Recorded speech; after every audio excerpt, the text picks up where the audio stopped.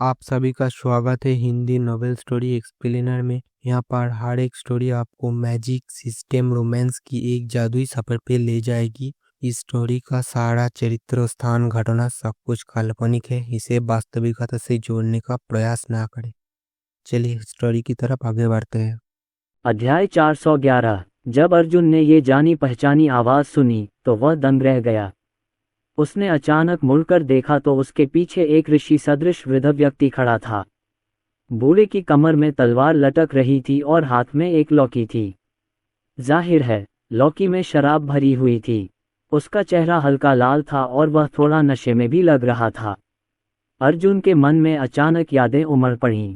उसने सचमुच इस बूढ़े आदमी को पहले भी देखा था। पहली बार हुआक्सिया में एक होटल की छत पर था। दूसरी बार तब हुआ जब वह हुआक्सिया से कुनलुन पर्वत में प्रवेश कर रहे थे। यद्यपि वह उस बूढ़े व्यक्ति का नाम नहीं जानता था, लेकिन इस बूढ़े व्यक्ति के साथ अपनी पिछली बातचीत से वह जानता था कि यह बूढ़ा व्यक्ति उसके दादा का रिश्तेदार था और वे दोनों मिलकर कुछ योजना बना रहे थे। तुम यहाँ क्यों आए हो? अर्जुन ने थोड़ा भौहें चढ़ाईं। दूसरा पक्ष कोई दुश्मन नहीं था, लेकिन उसका यहाँ आना बहुत अजीब था। ये स्थानिक मार्ग लिंगवू महाद्वीप की ओर जाता था। बूढ़े ने अर्जुन की तरफ हल्की मुस्कान के साथ देखा। उसने शराब का एक घूंट लिया और अपनी उंगलियां ऐसे हिलाईं जैसे कुछ हिसाब लगा रहा हो। ओह, सर्वोच्च सम्राट के क्षेत्र का 7वां स्तर। यह आपके दादाजी की भविष्यवाणी से ज्यादा अलग नहीं है। और ठीक है, आपके दादाजी की स्मारक पट्टिका को पहले ही कुनलुन पर्वत में मल्होत्रा परिवार के पैतृक मंदिर में रखा जाना चाहिए था, है ना? उस बूढ़े ने योजना के लिए अपनी जान कुर्बान करने में जरा भी संकोच नहीं किया। 10 साल से ज्यादा समय बाद वह गिरकर अपनी जड़ों की ओर लौट आया।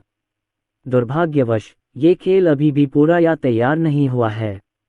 बूढ़े व्यक्ति की बात खत्म होने के बाद वह अपने आसपास के ऊर्जा उतार चढ़ाव को नजरअंदाज करते हुए जमीन पर बैठ गया। फिर उसने हाथ हिलाया और अर्जुन के सामने एक खेल का बोर्ड प्रकट हो गया। बच्चे, मेरे साथ गो का खेल खेलो। अर्जुन उस बूढ़े व्यक्ति के प्रकट होने का कारण समझ नहीं पाया, इसलिए उसने बस उसकी बात मान ली और तुरंत हार गया। आखिरकार अर्जुन एक साधक था, गो खिलाड़ी नहीं। बूढ़े का चेहरा लाल हो गया था। वह बहुत संतुष्ट लग रहा था। तुम्हारा गो खेलने का अंदाज तुम्हारे व्यक्तित्व से मिलता जुलता है। तुम्हारी हत्या करने की नीयत बहुत जबरदस्त है। बेशक यह कोई बुरी बात नहीं है।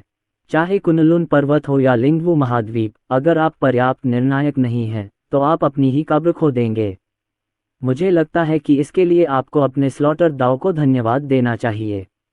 अर्जुन ने सिर उठाया और बूढ़े की तरफ देखा। वह सीधे मुद्दे पर आ गया। चूंकि तुम मेरे दादाजी को जानते हो और अब यहाँ हो, तो तुम्हें मेरे साथ गो खेलने के लिए इतनी दूर यहाँ नहीं आना चाहिए था, है ना? बूढ़ा मुस्कुराया। वह उठा और शराब का एक और घूंट लिया। उसने अंतरिक्ष मार्ग के दूसरे छोर को घूरते हुए कहा, बच्चे, क्या तुम्हें पता है कि तुम्हारी जेब में रखा काला पत्थर उस जमाने के मल्होत्रा परिवार के इलाके में क्यों गिरा था? क्या तुम जानते हो कि दादाजी इस पत्थर को हर कीमत पर क्यों हटाना चाहते थे, भले ही इसका मतलब मौत हो? और हाँ, इस पत्थर में बहुत सी चीजें हैं। क्या तुम्हें पता है कि तुम्हारे दादाजी को कैसे और क्यों इतना यकीन था कि तुम ये जिम्मेदारी उठा सकते हो? ये सुनकर अर्जुन की पुतलियां सिकुड़ गईं। उसकी जेब में रखे काले पत्थर में संसार कब्रिस्तान था, जो उसका सबसे बड़ा रहस्य था, और यह बूढ़ा आदमी स्पष्ट रूप से कुछ जानता था। वह घबराया हुआ क्यों नहीं होगा? मैं इतने वर्षों से तुम्हें देख रहा हूँ, बूढ़े व्यक्ति ने अर्जुन की घबराहट की परवाह न करते हुए कहा। मुझे शुरू में लगा था कि तुम्हारे दादाजी ने जो योजना बनाने में अपनी पूरी जिंदगी लगा दी, वह एक मजाक होगी। मुझे उम्मीद नहीं थी कि तुम मुझे इतने सारे सरप्राइज दोगे। अब ऐसा लगता है कि आप इस खेल को खेलने के लिए योग्य हैं, हालांकि जीतना लगभग असंभव है। बूढ़ा आदमी एक पल के लिए रुका। अचानक उसकी आंखें तेज हो गईं और उसने आगे कहा, अर्जुन, मुझे नहीं पता कि उस पत्थर में क्या राज छिपा है, लेकिन मैं तुम्हें यकीन से बता सकता हूं कि यह पत्थर प्राचीन मल्होत्रा परिवार के इलाके में यूं ही नहीं गिरा है। वह पत्थर तुम्हारे लिए पैदा हुआ था। क्या आप जानते हैं कि आपके जन्म के समय कुनलुन पर्वतों में किस प्रकार की घटना घटी थी? 9 ड्रैगन प्रेतों ने कुनलुन पर्वत को हिला दिया और हजारों राक्षसी जानवर डर से चिल्ला उठे। उस समय जो लोग आगे बढ़ने के लिए एकांत में थे, उन्हें साधना से विचलित होने के कारण प्रतिकूल प्रतिक्रिया का सामना करना पड़ा और वे गंभीर रूप से घायल हो गए। आपका जन्म कुनलुन पर्वतों के लिए एक दुस्वप्न था और शायद ये स्वर्गीय दाव के लिए भी एक दुस्वप्न था। दूसरे शब्दों में, आपके शरीर में बहने वाला रक्त पूरी दुनिया को नष्ट कर सकता है। बेशक ये सब कुछ शक्तिशाली विशेषज्ञों द्वारा दबा दिया गया था और आज बहुत कम लोग इसके बारे में जानते हैं। जब अर्जुन ने ये बातें सुनी जो उसने पहले कभी नहीं सुनी थीं, तो वह हैरान रह गया। उसने कुछ कहने के लिए अपना मुंह खोला, लेकिन बूढ़े व्यक्ति ने बीच में ही अर्जुन को टोक दिया और एक जोरदार बम गिरा दिया। अर्जुन, तुम्हें पता नहीं कि तुम किस तरह के अस्तित्व का सामना कर रहे हो। क्या आपको लगता है कि आपका सबसे बड़ा दुश्मन रक्तात्म संप्रदाय है या विद्या लक्ष्मी? हास्यास्पद। आपके दादाजी ने ये योजना बनाई और अपने भाग्य और जीवन का बलिदान कर दिया, इस उम्मीद में कि आप उस अस्तित्व से लड़ने के लिए पर्याप्त मजबूत बनेंगे। विद्या लक्ष्मी और रक्त आत्मा संप्रदाय उस अस्तित्व की तुलना में चींटियों के अलावा कुछ भी नहीं है। उसी क्षण वह बूढ़ा व्यक्ति अत्यंत शक्तिशाली आभा के साथ प्रकट हुआ। अर्जुन मुश्किल से सांस ले पा रहा था। उसने महसूस किया कि एक विशाल पर्वत का भार उसके ऊपर दबा हुआ है। उसने मुंह खोला और मुट्ठियां भींच लीं। उसकी आंखें दृढ़ और दृढ़ थीं। मैं जानना चाहता हूँ। बूढ़े ने शराब का एक घूंट लिया और मुस्कुराया। कुछ बातें ऐसी हैं जो मुझे तुम्हें बताने की जरूरत नहीं है। चूंकि तुम लिंगवु महाद्वीप में प्रवेश कर रहे हो, इसलिए तुम्हें जल्द ही उस अस्तित्व के निशान मिल जाएंगे। मुझे उम्मीद है कि अगली बार जब हम मिलेंगे तो तुम जिंदा होगे। मैं तुम्हारी लाश नहीं लेना चाहता। याद रखना, लिंगवु महाद्वीप में जिंदा रहना ही सबसे जरूरी है। नौजवान, शिकार अभी शुरू हुआ है। कुछ ही सेकंड बाद बूढ़ा आदमी प्रकाश में आया और पूरी तरह से गायब हो गया। अर्जुन अंतरिक्ष मार्ग में बहुत देर तक हिचकिचाता रहा। उसकी आंखें क्रोध से जल रही थीं। उसे इस एहसास से नफरत हो रही थी। एक बार फिर वह खुद को असहाय और खोया हुआ महसूस कर रहा था। आखिर हो क्या रहा था? कुछ समय बाद अर्जुन ने अपने आप को संभाला और अंतरिक्ष मार्ग से बाहर निकल आया। जैसे ही वह बाहर निकला, अर्जुन को खून की तेज गंध महसूस हुई। उसने पलटकर देखा तो वह एक महल में था। ऐसा लग रहा था जैसे बाहर एक घेरा बना हुआ है और महल से बाहर तो निकला जा सकता है, लेकिन अंदर नहीं आया जा सकता, जो कि सौभाग्य की बात थी। अगर ऐसा नहीं होता तो उसकी जान जा सकती थी। बैंग बैंग, धमाका। वह बाहर भयंकर विस्फोट देख सकता था और साथ ही प्रकाश की किरणें फूट रही थीं और तलवारें और कृपाण आपस में टकरा रहे थे। लोग अपने महान दाव की शक्ति का प्रदर्शन करते हुए भयंकर आक्रमण कर रहे थे। दृश्य बहुत ही दुखद था। 500 से ज्यादा लोग लड़ रहे थे और युद्ध की तीव्रता कुनलुन पर्वतों में हुए युद्ध से कहीं ज्यादा थी। हर जगह खून ही खून दिखाई दे रहा था। अर्जुन महल में खड़ा होकर अपने आसपास के दृश्य को देख रहा था। उसने देखा कि 400-500 लोगों में से ज्यादातर अर्ध दिव्य लोक विशेषज्ञ थे और कुछ दिव्य राजा लोक विशेषज्ञ भी थे। इसके अलावा 2 आदिकालीन अराजकता लोक विशेषज्ञ दूर से एक दूसरे का सामना कर रहे थे और अपनी नामात्र शक्तियों का प्रयोग करके एक दूसरे पर आक्रमण कर रहे थे। क्या ये संप्रदायों के बीच लड़ाई है? वहाँ 20 से अधिक दिव्य राजा क्षेत्र विशेषज्ञ भी हैं।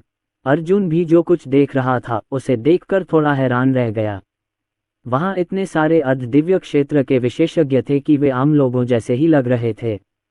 लिंगवु महाद्वीप वास्तव में एक उच्च स्तरीय युद्ध क्षेत्र था। कुछ लोग सर्वोच्च सम्राट क्षेत्र के साधक के रूप में जन्मे थे और लगभग सभी अर्ध दिव्य क्षेत्र तक पहुंचने में सक्षम थे। साथ ही इससे उसे बहुत हीनता का एहसास हुआ। अपनी वर्तमान साधना के स्तर के साथ वह लिंगवु महाद्वीप के कुछ साधारण साधकों के बराबर भी नहीं था। वह महल से बाहर नहीं निकला। महल एक ऐसी संरचना से सुरक्षित था जिसे आदिकालीन अराजकता क्षेत्र के विशेषज्ञ भी नहीं तोड़ सकते थे। हालांकि महल के पास लड़ाई और भी तेज होती जा रही थी। 2 आदिकालीन अराजकता क्षेत्र विशेषज्ञों ने अपनी पूरी ताकत लगा दी और आघात तरंगों ने अनगिनत अर्ध दिव्य क्षेत्र विशेषज्ञों को मार डाला। जब दिव्य राजा क्षेत्र के विशेषज्ञों ने यह देखा तो वे अपेक्षाकृत सुरक्षित रूप से अपनी अपनी लड़ाइयां लड़ने के लिए दूर चले गए। आदिकालीन अराजकता क्षेत्र के विशेषज्ञ भी कहीं और लड़ने के लिए चले गए, जिससे महल के चारों ओर केवल अर्धदिव्य क्षेत्र के विशेषज्ञ ही रह गए। जल्द ही दोनों संप्रदायों के केवल 10 शिष्य ही बचे। हालांकि इन 10 लोगों ने वास्तव में लड़ना बंद कर दिया। काले वस्त्रधारी युवक चोटों से भरा हुआ था। उसका सुनहरा शरीर चोटों से भरा हुआ था, लेकिन नीले वस्त्रधारी युवक की हालत भी ठीक नहीं थी। अन्य 8 साधक मध्य और अंतिम चरण के अर्धदिव्य क्षेत्र विशेषज्ञ थे। काले वस्त्र पहने युवक एक बड़े पेड़ के सहारे झुककर जमीन पर पड़ी लाशों को देखने लगा। उसने व्यंग्यात्मक लहजे में कहा, गु वेन, लड़ाई जारी रखने से बेहतर है कि इसे अभी खत्म कर दिया जाए। वैसे भी न तो तुम्हारे पास और न ही मेरे पास ज्यादा संसाधन हैं। इस बात पर एक दूसरे को मारना उचित नहीं है। क्यों न हम दोनों युद्ध की लूट वापस ले लें। नियमों के अनुसार युद्ध की लूट का माल युद्ध में जीवित बचे लोग ही इकट्ठा कर सकते हैं। ये सारी खजाने हमारी हैं। इन खजानों के साथ आप और मैं अर्धदिव्य क्षेत्र के 9वें स्तर तक पहुंचने में सक्षम होंगे, जिससे 100 संप्रदाय ब्रह्मांड प्रतियोगिता में हमारी सफलता की संभावना बढ़ जाएगी। ठीक है। नीले वस्त्र पहने युवक खून से लाल घास पर बैठ गया। उसने एक क्रूर मुस्कान बिखेरी और कहा, खैर, बाकी सब मर चुके हैं और बुजुर्गों ने अपना काम पूरा कर लिया है। चलो, युद्ध में लूट का माल इकट्ठा करें और वापस चलें। वहां अनगिनत अमर कलाकृतियां थीं, जिनमें छद्म दिव्य राजा श्रेणी की कलाकृतियां भी शामिल थीं। इसके अलावा वहां ढेर सारी गोलियां, आध्यात्मिक जड़ी बूटियां और ऐसे ही अन्य खजाने भी थे। संप्रदाय के गुरुओं और बुजुर्गों ने ये लड़ाई क्यों शुरू की? दोनों संप्रदायों के बीच की दुश्मनी के अलावा ये गेहूं को भूसे से अलग करने के लिए था। केवल पालन पोषण के योग्य शिष्य ही युद्ध में जीवित बच पाते और बदले में उन्हें युद्ध की लूट का इनाम मिलता। सब लोग बाहर चले जाओ। गु वेन ने आदेश दिया, केवल हमारे साथी संप्रदाय के सदस्यों की भंडारण अंगूठियां और अमर कलाकृतियां ही ले जाओ। चलो चलें। काले वस्त्रधारी युवक जूवो भी मुस्कुराया और बोला, युद्ध की लूट जल्दी से इकट्ठा करो। हाँ वरिष्ठ भाई। हालांकि जैसे ही 8 अर्धविकलांग अर्धदिव्य क्षेत्र के शिष्य कार्रवाई करने वाले थे, प्रकाश की एक किरण चमक उठी। प्रकाश लुप्त हो गया और अर्जुन की आकृति प्रकट हो गई। अर्जुन ने आकाश के अंधकार में होने तक प्रतीक्षा की। दिव्य राजा और आदिकालीन अराजकता क्षेत्र के विशेषज्ञ वापस नहीं लौटे थे और महल के बाहर अर्धदिव्य क्षेत्र के विशेषज्ञ भी अधिकांशतः मृत या घायल थे। वहां केवल 100 या इतने ही अंतिम चरण के अर्धदिव्य क्षेत्र विशेषज्ञ ही बचे थे। एक नीले वस्त्रधारी युवक ने एक छद्म दिव्य राजा श्रेणी की कलाकृति हाथ में लेकर उसे लहराया। वह पागलों की तरह हंसा और बोला, हा हा हा, तुम सब मरने वाले हो। इस बार कुनवु संप्रदाय का कोई भी व्यक्ति 100 संप्रदाय ब्रह्मांड प्रतियोगिता में भाग नहीं ले सकता। जैसे ही उसका हमला नीचे उतरा, उसके शरीर से ऐसी शक्ति फूट पड़ी जो किसी दिव्य राजा क्षेत्र विशेषज्ञ के बराबर थी। उसके हमले ने 20 से ज्यादा अर्धदिव्य क्षेत्र विशेषज्ञों को मार डाला। भाइयों, इन्हें मार डालो। भले ही हम इस बार 100 पंथ ब्रह्मांड प्रतियोगिता में भाग न ले पाएं, पर इन्हें आसानी से नहीं छोड़ेंगे।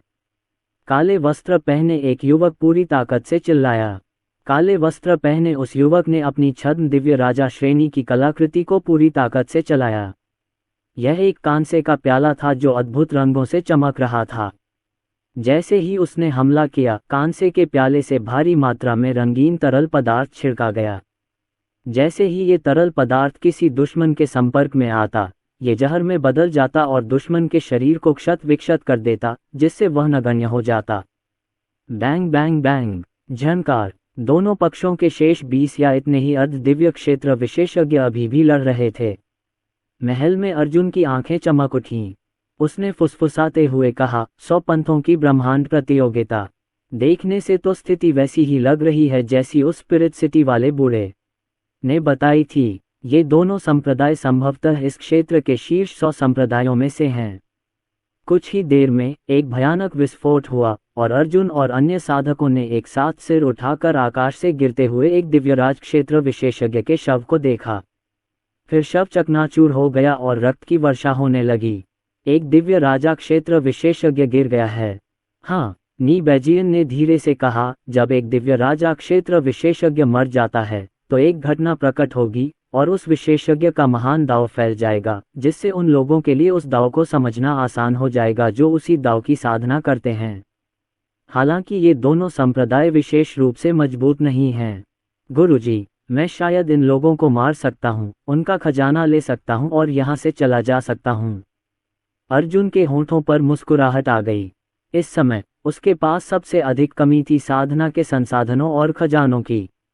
यदि वह तेजी से आगे बढ़ना चाहता था और अपनी ताकत बढ़ाना चाहता था, तो उसे बड़ी मात्रा में संसाधनों की आवश्यकता थी, चाहे वे गोलियां हों, आध्यात्मिक जड़ी बूटियां हों या खजाने हों जो उसकी साधना की गति को बढ़ा सकें। जाहिर है, यहाँ बड़ी संख्या में अर्ध दिव्य क्षेत्र के विशेषज्ञ मारे गए थे, इसलिए यहाँ ढेरों खजाने थे। लड़ते लड़ते दोनों संप्रदायों को युद्ध क्षेत्र साफ करने का समय ही नहीं मिला था। यदि वह इन खजानों को प्राप्त कर लेता, तो अर्जुन को विश्वास था कि वह शीघ्र ही सर्वोच्च सम्राट क्षेत्र के 9वें स्तर तक आगे बढ़ सकता था, जिससे 100 संप्रदाय ब्रह्मांड प्रतियोगिता में भाग लेने पर उसकी सफलता की संभावना बढ़ जाती। अच्छा, हम तुम्हारे लिए सब कुछ पर नजर रखेंगे, चेन नपिंग ने कहा। दिव्य राजा और आदिम अराजकता क्षेत्र के विशेषज्ञों के लौटने से भी डरने की कोई जरूरत नहीं है। उनके स्तर पर, जब तक कि शक्ति का अंतर बहुत ज्यादा न हो, उनके लिए एक दूसरे को मारना बेहद मुश्किल है, और उनकी लड़ाइयाँ आमतौर पर कई दिनों या उससे भी ज्यादा समय तक चलती हैं। समझ गया, मैं थोड़ी देर और इंतजार करूंगा। अर्जुन ने अपने सामने खड़े लोगों को देखा और मुस्कुराया। सब लोग, आपने अपनी साधना के संसाधनों के बदले अपने साथी शिष्यों के प्राणों की बलि दे दी। ये ठीक नहीं है। वह व्यक्ति चौंका, लेकिन तुरंत ही उसने कुछ नोटिस किया और हंस पड़ा। हा, एक सर्वोच्च सम्राट क्षेत्र साधक ने युद्ध की हमारी लूट को छीनने की कोशिश करने की हिम्मत की। हा, गु वेन, देखो, ये निचले स्तर के विमान वाले लोग वाकई कितने बहादुर हैं। वो इतनी जोर से हंस रहा था कि वह आगे पीछे झूम रहा था। उसने अर्जुन की तरफ देखा और सिर हिलाया। तुम पर एक खास निशान है। क्या तुम कुनलुन पर्वत से हो? वो घटिया विमान जो रक्त तलवार संप्रदाय द्वारा नियंत्रित है। मुझे पता था। स्पिरिट सिटी की चींटियों में इतनी हिम्मत कहाँ से आती है? बस बहुत हो गई बकवास। फैंग युवानचाओ, इस नीच चींटी को मार डालो जो स्वर्ग और पृथ्वी की विशालता नहीं जानती, गु वेन ने ठंडे स्वर में कहा। यह क्या बकवास था? 7वें स्तर के सर्वोच्च सम्राट क्षेत्र विशेषज्ञ ने हमारी युद्ध लूट को छीनने की हिम्मत कैसे की? उनके लिए सर्वोच्च सम्राट क्षेत्र के साधक को मारना चींटी पर पैर रखने से भिन्न नहीं था। फैंग युवानचाओ नाम का वह युवक धीरे धीरे बाहर निकला। उसका पूरा शरीर खून से लथपथ था। उसने जो 8वीं कक्षा का अमर कलाकृति कवच पहना था, वह फटा हुआ था और उसके अंदर की कलाकृति आत्मा शायद नष्ट हो चुकी थी। उन्होंने एक गहरी सांस ली और अपने रक्तसार और ऊर्जा से अपने सुनहरे शरीर को स्वस्थ करने लगे। उन्होंने अर्जुन की ओर शैतानी निगाहों से देखा और कृपालु भाव से कहा, छोटा कमीना, तू कैसे मरना चाहता है? क्या मैं तुम्हें 8 टुकड़ों में काट दूं? उसने बाएं हाथ में कृपाण कसते हुए पूछा। या अंग भंग करके मौत? तुम तो सिर्फ 7वें स्तर के सर्वोच्च सम्राट हो। कितनी धृष्टता है। जैसे ही उसने यह बात कही, अन्य 7 किसान युद्ध में लूटे गए अपने माल को इकट्ठा करने लगे। अर्जुन ने उनकी बात अनसुनी कर दी। आखिरकार युद्ध की लूट तो अंत में उसकी ही होगी। वे तो बस उसे इकट्ठा करने में उसकी मदद कर रहे थे। उसने आत्मा विनाशक दानव देव भाला निकाला और बुरी तरह घायल फैंग युवानचाओ को घूरने लगा। दूसरा पक्ष 7वें स्तर का अर्ध दिव्य क्षेत्र विशेषज्ञ था, लेकिन संभवतः उसके पास उसकी युद्ध शक्ति का केवल 5वां हिस्सा ही बचा था। मैं चुनाव नहीं करना चाहता। ये कैसा रहेगा? तुम खुद चुनो कि तुम किस तरह मरना चाहते हो। जैसे ही उसने बोलना समाप्त किया, अर्जुन ने आत्मा विनाशक दैत्य देव भाले से हमला कर दिया।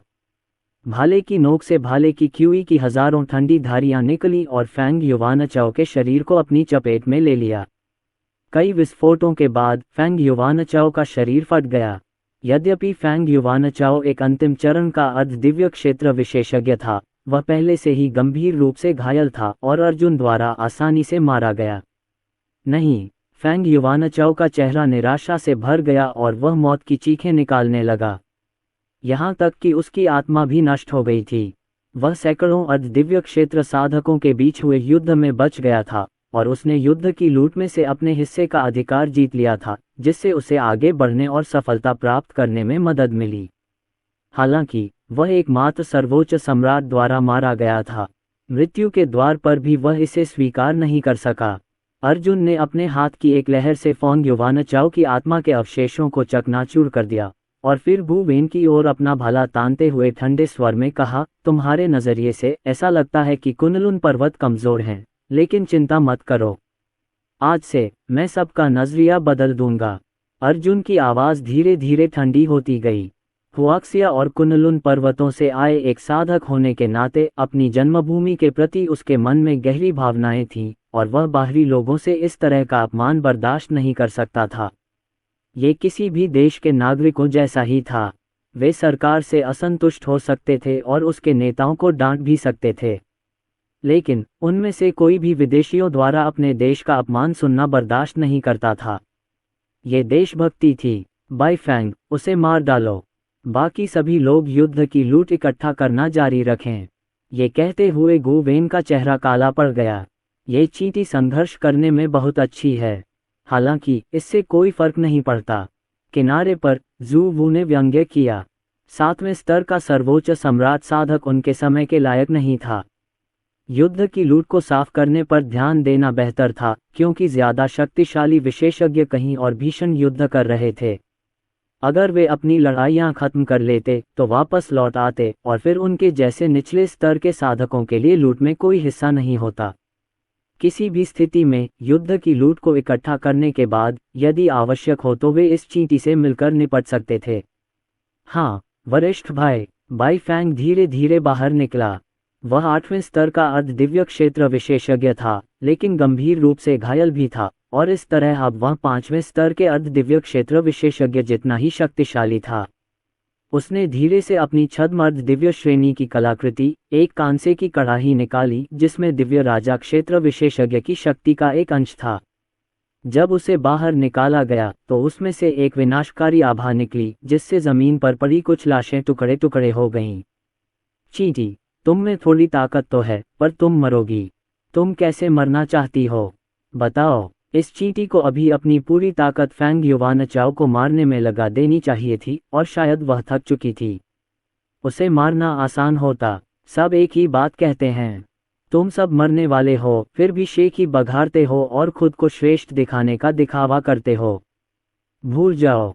सौर चंद्र स्लैश। अर्जुन ने देव संहारक तलवार निकाली और उसे दोनों हाथों से चलाया। उसने ड्रैगन और फीनिक्स की शक्ति को मुक्त कर दिया, जो एक विशाल तलवार में बदल गई। वह आगे बढ़ा और हवा में तलवार की आवाज उसके कानों में गूंजती रही। तलवार से ड्रैगन और फीनिक्स के भूत प्रकट हुए, जो सीधे बाईफैंग पर टूट पड़े। क्या ये अंतिम चरण के अर्ध दिव्य क्षेत्र विशेषज्ञ सचमुच सोचते थे कि वे इतने अद्भुत थे? तो ठीक है, वह उन्हें एक एक करके पीटेगा। नीला हंडा आकाश नाशक। फट! बाईफैंग जोर से चिल्लाया और उसने दोनों हाथों से अपना हंडा पकड़ लिया। हंडे से एक हरी रोशनी निकली और पल भर में आधे आसमान को ढक लिया। ऐसा लग रहा था मानो कोई दुनिया अर्जुन और उसकी तलवार पर दबाव डाल रही हो, उन्हें अपने भार से कुचलने की कोशिश कर रही हो। बैंग बैंग, कच! कई विस्फोट हुए और तलवार ने हरी रोशनी और बाईफैंग के सुनहरे शरीर दोनों को छेद दिया, जिससे वह गंभीर रूप से घायल हो गया। मेरे शब्दों पर ध्यान दो। मैं कुनलुन पर्वत का नाम पूरे लिंगवू महाद्वीप में गूंजा दूंगा। अर्जुन का शरीर बिजली की तरह हिला और पल भर में बची हुई हरी रोशनी को चकमा दे दिया। उसकी आकृति बाईफैंग के सामने आ पहुंची और उसने बुद्ध की मुट्ठी से वार किया। अनगिनत बौद्ध रून उमड़ पड़े और बाईफैंग के चारों ओर कोकून की तरह लिपट गए। कुछ ही देर बाद अर्जुन ने हंडा छीन लिया और तेजी से वापस लौट आया। निर्वाण शक्ति से आच्छादित बाईफैंग रंगीन रोशनी में डूब गया। वह नंगी आंखों से दिखाई देने वाली गति से तेजी से कमजोर होता गया और कुछ ही देर बाद एक सूखी लाश में बदल गया। 3 सेकंड बाद लाश पानी में गिरती हुई एक बड़ी चट्टान की तरह जमीन पर गिर गई। असंभव, ये कैसे हो सकता है? लाश को देखते ही गु वेन और जू वो के हाव भाव एकदम बदल गए। उनके दिल कांप उठे। बाईफैंग, एक विशेषज्ञ जो उन दोनों के बाद दूसरे नंबर पर था, एक ही चाल में हार गया।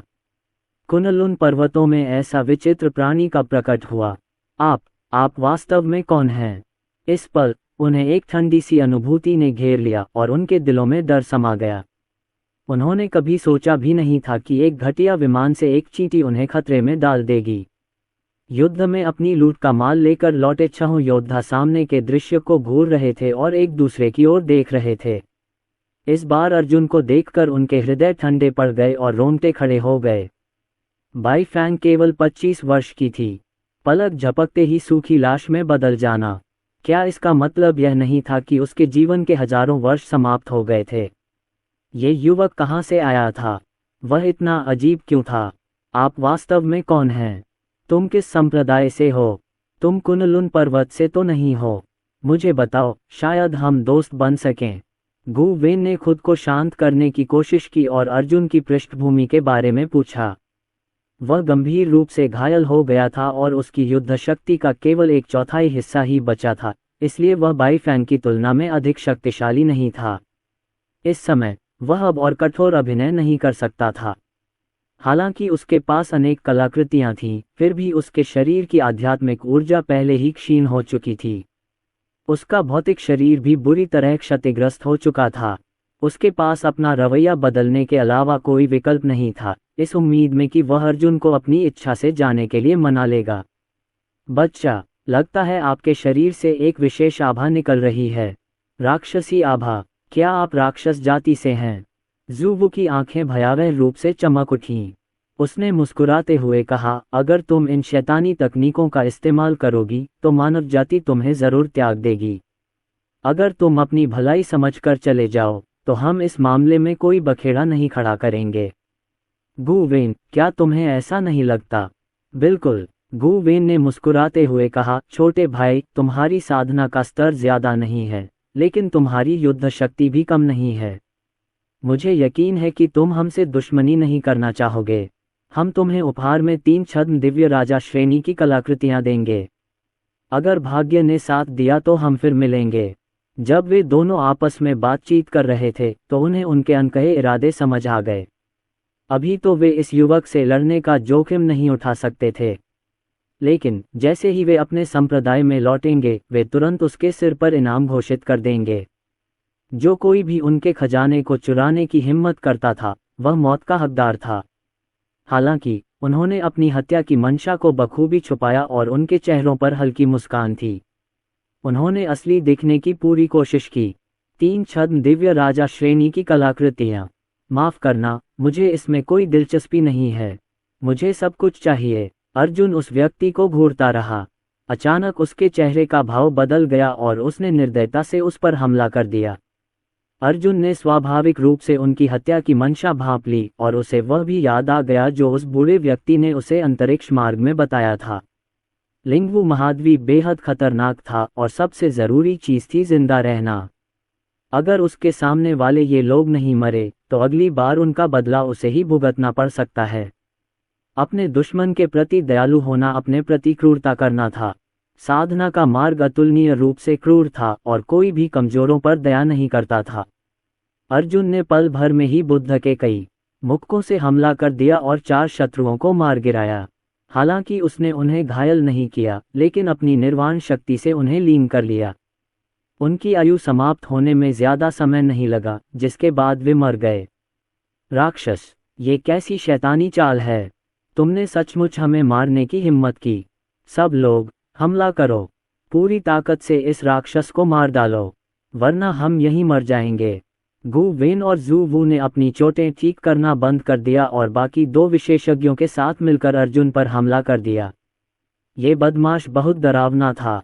गु वेन और जू वू दोनों ही 8वें स्तर के अर्ध दिव्य क्षेत्र के विशेषज्ञ थे। अगर युद्ध के बाद वे गंभीर रूप से घायल न हुए होते और उनकी कलाकृतियां क्षतिग्रस्त न हुई होती तो वे अर्जुन को आसानी से हरा सकते थे। यद्यपि उनकी साधना का स्तर स्पिरिट सिटी के संप्रदायों और परिवारों के पूर्वजों की तुलना में कम था, लेकिन युद्ध शक्ति के संदर्भ में वे कहीं अधिक श्रेष्ठ थे, जो उनकी बेहतर मार्शल तकनीकों और रक्त रेखाओं के कारण था। फुफकार, धमाका, प्रकाश की किरणें चमक उठीं और भयंकर जानवरों के प्रेत अर्जुन की ओर टूट पड़े।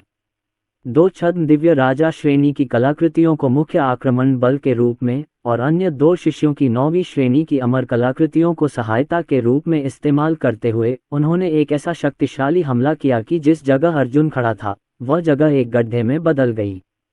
1000 फुट ऊंचा पेड़ धूल में बदल गया और एक व्यक्ति जितने ऊंचे पौधे टुकड़ों में फट गए जो चारों ओर उड़ गए। अर्जुन समय रहते पीछे हट गया, लेकिन वह भी आघात तरंगों से घायल हो गया। उसने जो 5वीं श्रेणी का अमर कलाकृति कवच पहना था वह लगभग टूट चुका था। दरार, एक तीखी ध्वनि तब गूंजी जब 7वें स्तर के अर्ध दिव्य क्षेत्र के एक शिष्य ने अपनी 9वीं श्रेणी की अमर तलवार से अर्जुन के कवच और कंधे को भेद दिया। खूब खून बह निकला। उसी समय अर्जुन को लगभग 10 घूंसे मारे गए।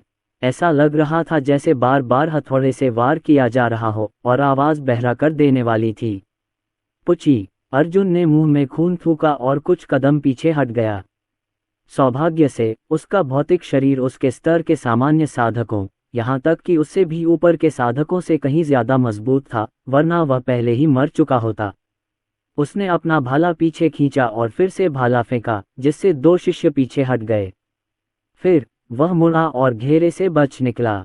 यद्यपि उन चारों के पास अधिक युद्ध शक्ति नहीं बची थी, फिर भी वे मूल रूप से उससे अधिक शक्तिशाली थे और उनकी युद्ध तकनीकें कुनलुन पर्वत और स्पिरिट सिटी में विकसित युद्ध तकनीकों से कहीं अधिक बेहतर थीं। उसे मार डालो, वह अब और नहीं रुक सकता। गु वेन के चेहरे पर ठंडक थी और उसका पूरा शरीर एक ठंडी आभा से घिरा हुआ था। उसकी आंखें बर्फ की तरह थीं। उसने अपने हाथ अपनी छाती के सामने रखे थे। उसने अपनी आध्यात्मिक ऊर्जा को उन्मत्त रूप से प्रवाहित किया और एक शुद्ध सफेद अमर तलवार को संघनित किया।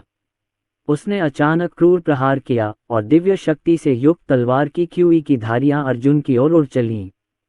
स्वूश! खतरे को भांपते हुए अर्जुन ने तुरंत ही अपने दूसरे शिष्य को पकड़ लिया, जो उनकी निर्वाण शक्ति से बंधा हुआ था, और उस शिष्य के शरीर का उपयोग करके आक्रमण को रोक दिया। एक विस्फोट हुआ और शिष्य का शरीर फट गया। श्वेत अमर तलवार की शक्ति ने अर्जुन को 100 मीटर पीछे हटने पर मजबूर कर दिया, जैसा कि लिंगवू महाद्वीप से उम्मीद थी। बहुत मजबूत। अर्जुन वहीं रुक गया। उसकी ठंडी आंखों में कट्टरता की झलक दिखाई दे रही थी। हुआक्सिया से कुनलुन पर्वत तक, फिर स्पिरिट सिटी तक और अब लिंगवू महाद्वीप तक, उसने अधिकाधिक शक्तिशाली विशेषज्ञों का सामना किया था और प्रतिकूल परिस्थितियों के सामने उसका स्लॉटर दाव अधिक मजबूत होता गया। दुश्मन जितना शक्तिशाली होगा, उसकी उन्नति उतनी ही तेजी से होगी। उसे अचानक एहसास हुआ कि उसे यह एहसास अच्छा लग रहा है। गु वेन अर्जुन की घटती ताकत देख सकता था और उसने व्यंग्य किया। उसने विनम्रता से कहा, साले, तुम्हारी पृष्ठभूमि चाहे जो भी हो, तुम्हारे वंश की नीच प्रकृति को नहीं बदल सकती। इसके बावजूद तुम इतने घमंडी हो। उस घटिया विमान में तुम शायद एक बड़े आदमी हो।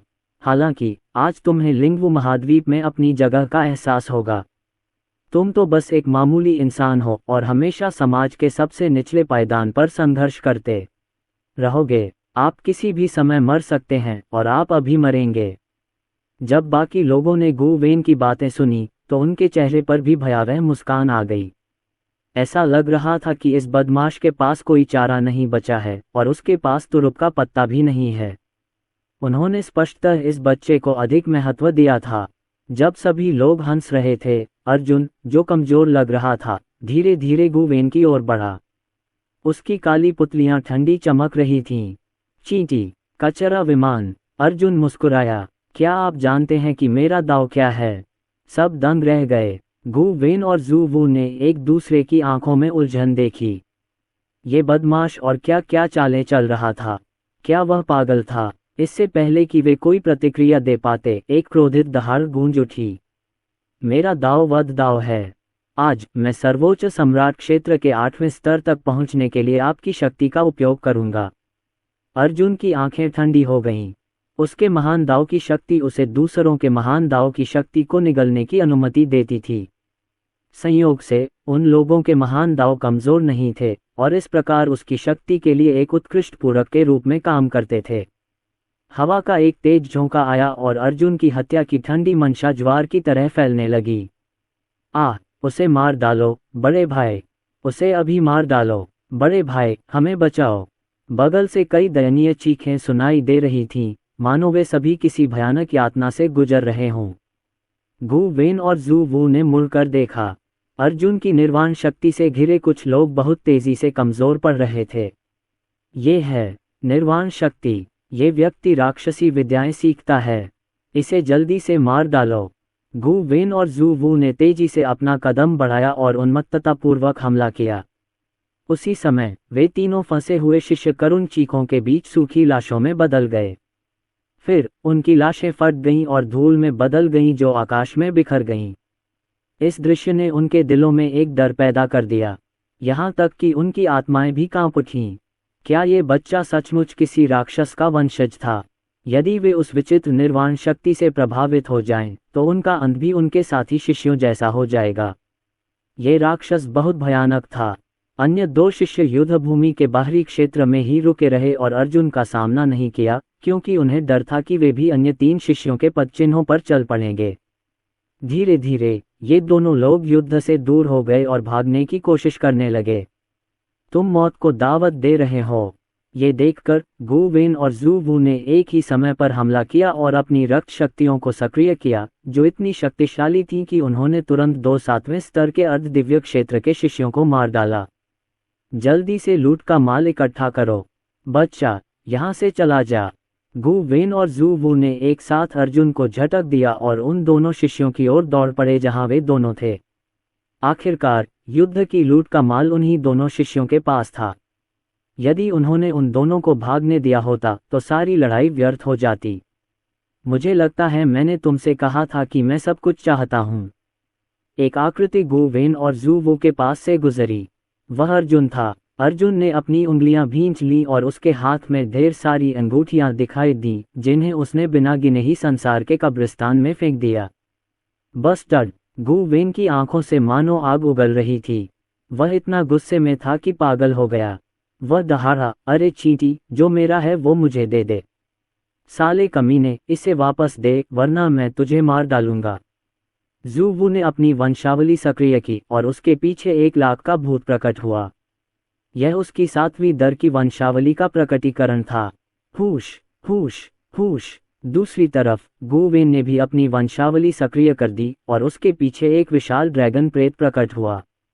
हालांकि ये कुछ अधूरा था। अगर यह पूरा होता तो ये 5वीं श्रेणी की वंशावली होती।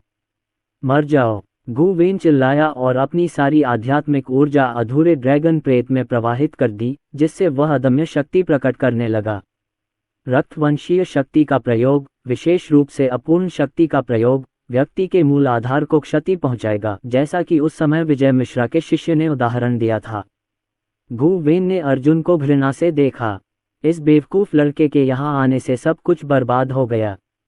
क्या उसने सोचा था कि वह इससे बच निकलेगा? गु वेन ने तुरंत अपने हाथ ऊपर उठाए और ड्रैगन प्रेत की पीठ पर लगे पंख फड़फड़ाए और वह थोड़ा ऊपर हवा में उड़ गया। उसके 2 ड्रैगन पंजे शक्तिशाली मारक क्षमता के साथ फट पड़े। जू वू के साथ भी यही हुआ। उसके पीछे खून के रंग का लाख नरक की खाई से उड़कर आए किसी राक्षसी पक्षी जैसा लग रहा था। साथ ही वह अविश्वसनीय शक्ति के साथ फूट पड़ा। ऐसा कहा जा रहा है कि 7वीं श्रेणी की रक्तरेखा और 5वीं श्रेणी की रक्तरेखा के बीच बहुत बड़ा अंतर था। यह अंतर 9वें स्तर के दाओयुआन क्षेत्र साधक और मध्य स्तर के सर्वोच्च सम्राट क्षेत्र साधक के बीच के अंतर के बराबर था। वे कुनलुन पर्वत और आत्मा शहर के लोगों से भिन्न थे, जो लड़ने के लिए केवल अपने रक्तसार और अपने डेंटियन में सच्ची क्यूई का उपयोग कर सकते थे। लिंगवू महाद्वीप के साधक अपनी वंश शक्ति का उपयोग करके अपने शत्रुओं को आसानी से मार सकते थे। बेशक ये तभी संभव था जब शत्रु की वंश शक्ति उनकी वंश शक्ति से कमजोर हो, क्योंकि जब कमजोर वंश शक्ति का सामना किसी मजबूत वंश शक्ति से होता था तो वंश शक्ति का एक निश्चित स्तर तक दमन होता था। फुफ फुफ। दोनों प्रेतों ने रक्त शक्ति का एक उछाल छोड़ा, जो शक्ति की बाढ़ में बदल गया, जिसने अर्जुन के भाले क्यूई पर बमबारी की। तीनों सेनाएं एक दूसरे से भयंकर रूप से टकरा गईं। 5वीं श्रेणी की रक्तरेखा, लेकिन यह अपूर्ण है और बहुत शक्तिशाली नहीं है। अर्जुन शांत रहा। उसने आत्मा विनाशक दैत्य देव भाले को दोनों हाथों से पकड़ लिया और भाले की और अधिक क्यूई संघनित की, जो दोनों प्रेतों की रक्त शक्तियों पर जा गिरी। एक अपूर्ण 5वीं दर की रक्तरेखा है और दूसरी 7वीं दर की रक्तरेखा है। आध्यात्मिक ऊर्जा, महान दाव की शक्ति और आपके भौतिक शरीर की ताकत के संदर्भ में आप मुझसे कहीं अधिक शक्तिशाली हो सकते हैं। हालांकि रक्त शक्ति के मामले में आप मुझसे प्रतिस्पर्धा करने के योग्य नहीं हैं। धीरे धीरे अर्जुन के शरीर से आसुरी शक्ति की धाराएं फूटने लगीं और उसके पैरों के नीचे एक अंधेरा सा प्रकाश प्रकट हुआ, मानो कोई महादैत्य उतर आया हो। उसके पीछे कोई प्रेत नहीं था, बल्कि उसके माथे पर धीरे धीरे एक आंख प्रकट हुई, राक्षसी आंख। राक्षसी आंख धीरे धीरे खुली और एक विश्व विनाशकारी प्रकाश की लहर निकली, जिसने तेजी से अपने चारों ओर राक्षसी ऊर्जा एकत्रित कर ली, जिसके बाद वह एक ब्लेड में परिवर्तित हो गई जिसने हवा को चीरते हुए ड्रैगन और लाख के प्रेत को टुकड़ों में काट दिया। नहीं, नामुमकिन, नामुमकिन, गु वेन भारी आवाज में दहाड़ा। उसका शरीर धुंधला गया और वह जमीन पर घुटनों के बल बैठ गया। उसकी आंखें उदासी से भर गईं। ये कैसे हो सकता है? मेरा वंश 5वीं श्रेणी का है। मैं उसके वंश की शक्ति से कैसे पराजित हो सकता हूँ? ऐसा नहीं हो सकता। एक निम्न स्तरीय स्तर के नीच कमीने का इतना मजबूत वंश कैसे हो सकता है? मैं इसे स्वीकार नहीं कर सकता। तुम्हारा नाम और पृष्ठभूमि क्या है? तुम किसी निचले स्तर के विमान से तो नहीं हो? बोलो। वह कर्कश स्वर में दहाड़ा और अर्जुन को घूरने लगा। उसकी रीढ़ में एक सिहरन दौड़ गई। दूसरे पक्ष ने तो अपने वंश के प्रेत का भी इस्तेमाल नहीं किया। आप कौन हैं? बिंगलैंड परिवार से कोई, या आप किसी उच्च स्तरीय संप्रदाय से हैं? इसके विपरीत ज़ूवू के कपड़े फटे हुए थे और वह जख्मों से लथपथ मौत के कगार पर था। चूंकि उसका वंश 7वीं श्रेणी का था, इसलिए उसे अपने वंश के प्रेत के विनाश से ज्यादा नुकसान उठाना पड़ा था। ज़ूवू अपने छद्म दिव्य राजा श्रेणी की कलाकृति हाथ में लिए खड़ा हुआ और कड़वी मुस्कान के साथ बोला, तुम कमाल हो। मुझे लगा था कि यही हमारा मौका है, लेकिन लगता है तुमने हमें हरा दिया है।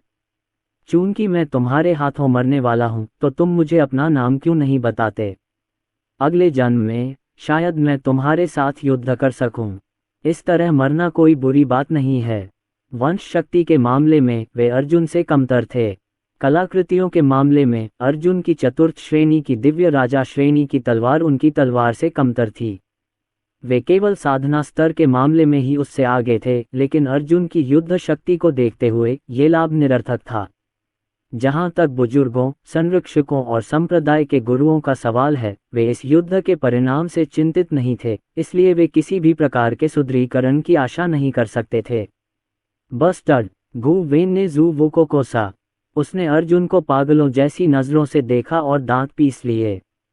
चाहे मैं मर भी जाऊं, मैं तुम्हें आसानी से नहीं छोड़ूंगा। कुछ ही क्षणों बाद उसने अपने महान दाव, बर्फ के महान दाव को बुलाया और बर्फ की अंतहीन किरणें फूट पड़ीं। अगर मैं मर भी जाऊं, तो भी मैं आत्मविनाश कर लूंगा। अरे घटिया, घटिया स्तर के कमीने, तूने मेरा भविष्य बर्बाद कर दिया। ठीक है, मैं तुझे छोड़ूंगा नहीं, चाहे मैं मर ही क्यों न जाऊं। तुम मौत को दावत दे रहे हो। निर्वाण शक्ति। अपने हाथ की एक लहर से अर्जुन ने अनगिनत बौद्ध रून छोड़े, जिससे बर्फ चकनाचूर हो गई। थके हुए गु वेन के सामने अर्जुन की आकृति पल भर में प्रकट हुई और उसकी गर्दन पकड़कर उसे ऊपर उठा लिया। उसका बायां हाथ निर्वाण शक्ति से भरा हुआ था और उसने गु वेन के आइस ग्रेड दाव को पकड़ लिया और उसकी शक्ति निकाल ली। फुफ फुफ, धमाका। अर्जुन ने बर्फीले महान दाव की शक्ति निकाली, जिसके बाद एक विस्फोट हुआ और बर्फीले महान दाव बिखर गए। गु वेन को तब भारी क्षति हुई और उसकी मृत्यु हो गई। अब तुम ही बचे हो। चूंकि आप जानना चाहते हैं, मेरा नाम अर्जुन है और मैं कुनलुन पर्वत से हूँ। ठीक है, अब तुम भी मर सकते हो। अर्जुन ने निर्णायक रूप से कार्य किया और ज़ूवू के अग्नि महादाव को बाहर धकेल दिया। उसने उसकी शक्ति निकाली और उसका उपयोग अपने अमर तलवार दाव को मजबूत बनाने के लिए किया। जैसे ही अग्नि महादाव टूटा, अमर तलवार दाव 50% पूर्णता तक पहुंच गया। इसमें अभी भी थोड़ी कमी थी। यदि यह 60% सिद्ध हो जाए, तो वह सर्वोच्च सम्राट क्षेत्र के 8वें स्तर तक पहुंचने में सक्षम हो जाएगा। मुझे उम्मीद नहीं थी कि लिंगवू महाद्वीप पहुंचते ही मुझे इतने सारे संसाधन मिल जाएंगे। मैं बहुत भाग्यशाली हूँ। क्या स्वर्गीय दाव मेरी मदद करने की कोशिश कर रहा है? क्या उसे विद्या लक्ष्मी के साथ मेरे 1 साल के समझौते के बारे में भी पता है? और दादाजी ने क्या योजना बनाई है? संसार कब्रिस्तान का इससे क्या लेना देना है? क्या ये हो सकता है कि संसार कब्रिस्तान उस रहस्यमय अस्तित्व के खिलाफ लड़ने के लिए बनाया गया था जो रक्तात्मा संप्रदाय और विद्या लक्ष्मी से भी अधिक भयानक है? अर्जुन ने निर्णायक रूप से गु वेन और जू के भंडारण के छल्ले हटा दिए और जमीन पर भूसा मारकर जमीन में एक गहरा गड्ढा बना दिया। यहाँ तक कि जो लाशें उससे लड़ी थीं, वे भी उड़ गईं। उसने लाशों को पूरी तरह से नष्ट कर दिया और पश्चिम की ओर निकल गया। कुनलुन पर्वतों में अर्जुन का एक सहज मुक्का पहाड़ों को चीर सकता था और वह अपनी हथेली के एक ही वार से हजारों मीटर गहरी खाई भी बना सकता था। हालांकि लिंगवू महाद्वीप में उसका मुक्का जमीन में लगभग 10 मीटर चौड़ा गड्ढा बना सकता था। ऐसा लिंगवू महाद्वीप में आध्यात्मिक ऊर्जा के उच्च घनत्व के कारण था। यहाँ के पौधे भी बड़े और मजबूत थे। इसे भूल जाओ, अब समय आ गया है कि मैं अपनी आभा छुपा लूं और यहाँ से चला जाऊं। अर्जुन एक जंगल से गुजरे और दूर एक विशाल नगर को देखकर वे उसकी ओर चल पड़े। लिंगवू महाद्वीप में वह अपने वर्तमान साधना स्तर के साथ उड़ नहीं सकता था। यहाँ बढ़े हुए गुरुत्वाकर्षण को देखते हुए ऐसा लग रहा था कि उड़ने से पहले उसे दिव्य राजा के क्षेत्र तक पहुंचना होगा। जल्द ही अर्जुन युद्धभूमि छोड़कर एक विशाल नगर में पहुंच गए, जो उत्तरी क्षेत्र में उनके द्वारा प्रवेश किए गए पहले नगर से काफी मिलता जुलता था। इसकी स्थापत्य शैली कुनलुन पर्वतों जैसी थी। इमारतें ऊंची तो नहीं थीं, लेकिन बहुत बड़ी थीं। ऐसा लग रहा था जैसे उनमें से प्रत्येक के चारों ओर कोई संरचना हो। ये जगह शायद हजारों मील चौड़ी है और ऐसा लगता है कि यहाँ कई संप्रदाय बसे हुए हैं। अर्जुन ने शहर में प्रवेश करते हुए बुदबुदाया। जैसे ही वह सड़कों पर चला, उसने विभिन्न संप्रदायों के अनुयायियों को देखा। कुछ ने हरे वस्त्र पहने थे, कुछ ने सुनहरे वस्त्र पहने थे और कुछ ने काले और सफेद वस्त्र पहने थे। हालांकि उन सभी में एक बात समान थी, उनके संप्रदाय का प्रतीक उनकी छाती पर कढ़ाई किया हुआ था। केवल 2 सड़कों से गुजरते हुए मैंने 10 से अधिक विभिन्न संप्रदायों के सदस्यों को देखा। उनके कपड़े कम से कम 9वीं कक्षा की आध्यात्मिक कलाकृतियों जैसे हैं और कुछ पर तो छद्ममर कलाकृतियां भी हैं। ऐसा लगता है कि यहाँ के अनुयायी काफ़ी धनी हैं, या कम से कम उनके संप्रदाय तो धनी हैं। यहाँ तक कि संप्रदायों द्वारा वितरित की जाने वाली बुनियादी पोशाकें भी 9वीं श्रेणी की आध्यात्मिक कलाकृतियां या छद्ममर कलाकृतियां थीं और यह हजारों शिष्यों के लिए थीं। इस दृश्य ने उसे पहली बार कुनलुन पर्वत में प्रवेश करने की याद दिला दी, जहां उसे हुआक्सिया की तुलना में कहीं अधिक खजाने और उच्च स्तरीय संसाधन मिले थे। उन्होंने बुदबुदाते हुए कहा, जानकारी जुटाने से पहले लूट का माल छांटने के लिए कोई जगह ढूंढ लें।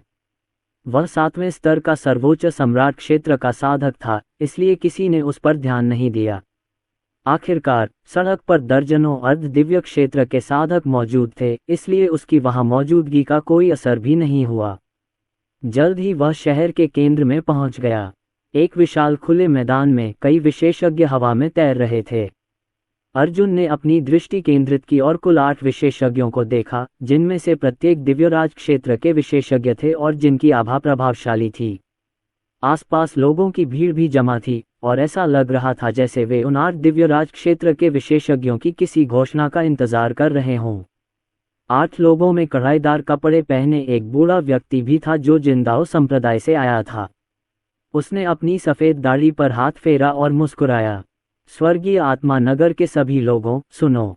100 संप्रदाय ब्रह्मांड प्रतियोगिता प्राचीन आत्मा नगर और स्वर्गीय आत्मा नगर की सीमा पर स्थित असंख्य पर्वत घाटी में आयोजित की जाएगी। इसका आयोजन इस क्षेत्र के शीर्ष 100 संप्रदायों द्वारा संयुक्त रूप से किया जाएगा। अतीत में जिंदाओ संप्रदाय, झेनकोंग मंदिर, उड़ता सारस महल और बैंगनी वन संप्रदाय ने अन्य संप्रदायों के साथ मिलकर इसे आयोजित किया था। लेकिन अब इन 4 संप्रदायों ने इस प्रतियोगिता को आसपास के शहरों में भी आयोजित करने का फैसला किया है। दिव्य राजा क्षेत्र से नीचे का कोई भी योद्धा, बशर्ते उसकी आयु 3000 वर्ष से कम हो, भाग ले सकता है। कल आप स्वर्गीय आत्मा नगर के दक्षिणी द्वार पर पंजीकरण करा सकते हैं। मुझे विश्वास है कि आप इस अवसर का भरपूर आनंद लेंगे। 100 संप्रदाय ब्रह्मांड प्रतियोगिता के शीर्ष 2000 प्रतिभागी स्वर्ण बुद्ध संप्रदाय के खंडहरों में प्रवेश करने और उनके भीतर के खजाने प्राप्त करने के पात्र होंगे। जैसे ही ये शब्द बोले गए, भीड़ उत्साह से भर गई। वे इतने खुश थे कि जयकारे लगाने ही वाले थे। स्वर्ण बुद्ध संप्रदाय के खंडहर।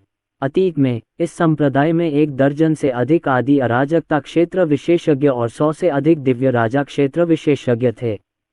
खंडहरों के भीतर अनगिनत खजाने होने ही थे, और अगर वे भाग्यशाली रहे तो ये खजाने उन्हें अपनी ताकत और साधना के स्तर को महत्वपूर्ण रूप से बढ़ाने में मदद करेंगे। महान आश्चर्य की बात है कि 100 संप्रदाय स्वर्ण बुद्ध संप्रदाय के खंडहरों को सभी के लिए खोलने को तैयार हैं। क्या उन्हें डर नहीं है कि उनके शिष्य हमारा मुकाबला नहीं कर पाएंगे? 2000 से ऊपर, इनमें से एक जगह जरूर मेरी होगी। उसके बगल में खड़ा एक युवा योद्धा खुशी से बुदबुदाया। भैया, 2000, इतनी बड़ी संख्या क्यों है? अर्जुन उत्सुक था, इसलिए उसने पूछा, क्या किसी संप्रदाय के खंडहरों में सचमुच 2000 लोग रह सकते हैं? अर्जुन की स्वाभाविक रूप से स्वर्ण बुद्ध संप्रदाय में रुचि थी, क्योंकि काले पत्थर ने पुष्टि की थी कि यह संसार कब्रिस्तान से संबंधित था। हा, छोटे भाई, ऐसा लगता है कि आप लंबे समय से खेती नहीं कर रहे हैं और इस मामले के बारे में ज्यादा नहीं सुना है। स्वर्ण बुद्ध संप्रदाय एक मध्यम आकार का संप्रदाय था, युवा साधक ने मुस्कुराते हुए समझाया। संप्रदाय का क्षेत्र स्वर्गीय आत्मा शहर के आकार का 2 गुना है। क्या आप जानते हैं कि स्वर्गीय आत्मा शहर में कितने लोग रहते हैं? शायद 10 लाख, अर्जुन ने सोचा और उचित उत्तर दिया। युवा साधक ने मुस्कुराते हुए अपना सिर हिलाया। उसने अपनी उंगली उठाई और कहा, स्वर्गीय आत्मा नगर की जनसंख्या केवल 80 लाख है। हालांकि उनमें से 99% आम लोग हैं, जो सर्वोच्च सम्राट क्षेत्र के साधक हैं। सिर्फ हमारे स्वर्गीय आत्मा नगर से ही संभवतः 20,000 से 30,000 लोग नामांकन कराएंगे।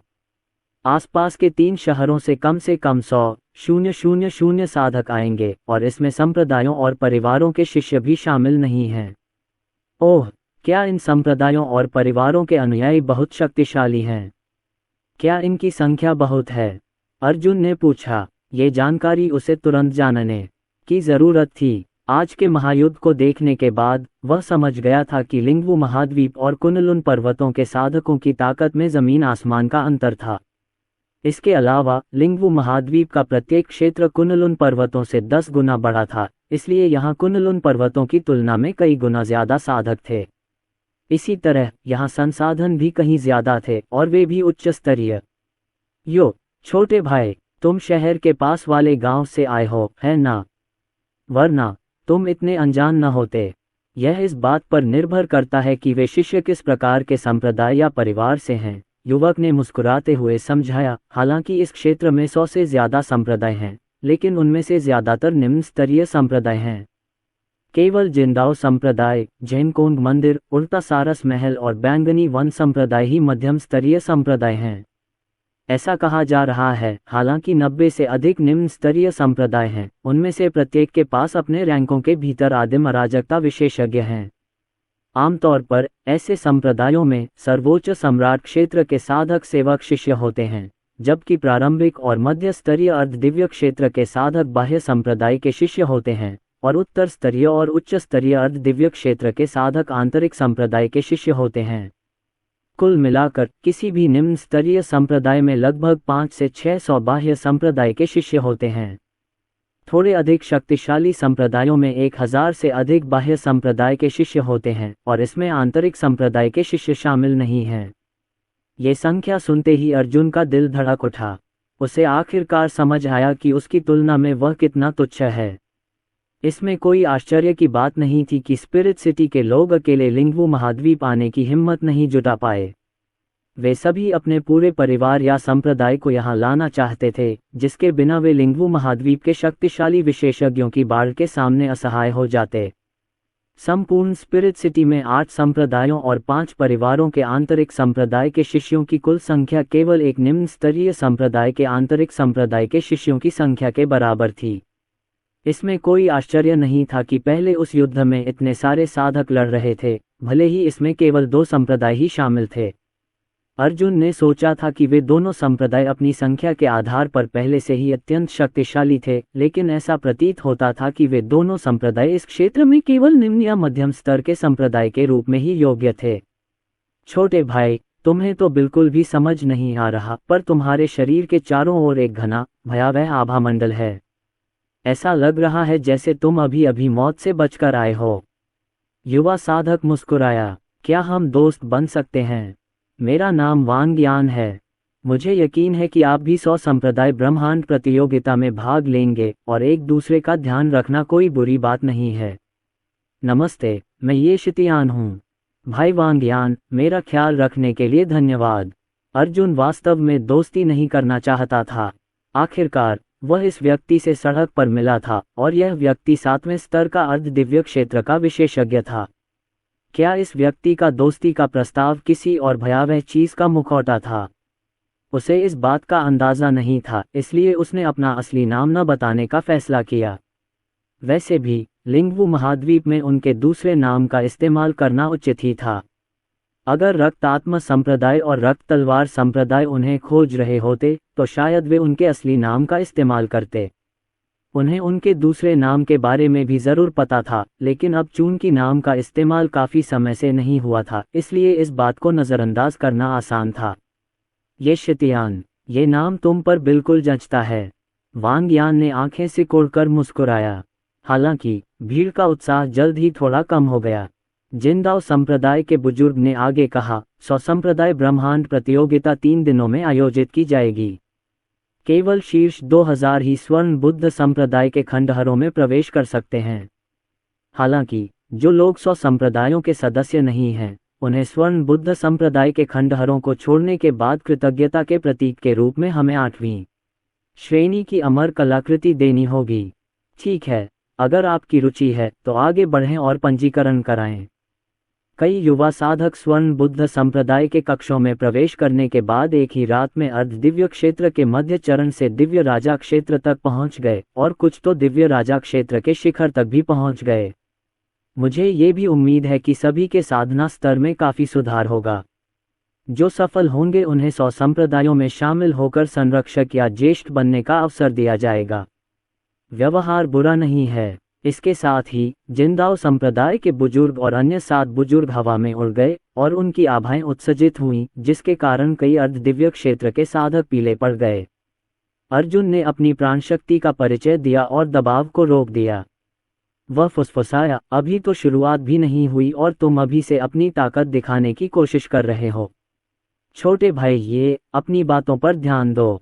ये जिनदाओ संप्रदाय के एल्डर जिन कुंग हैं, जो 9वें स्तर के दिव्य राजा क्षेत्र के विशेषज्ञ हैं।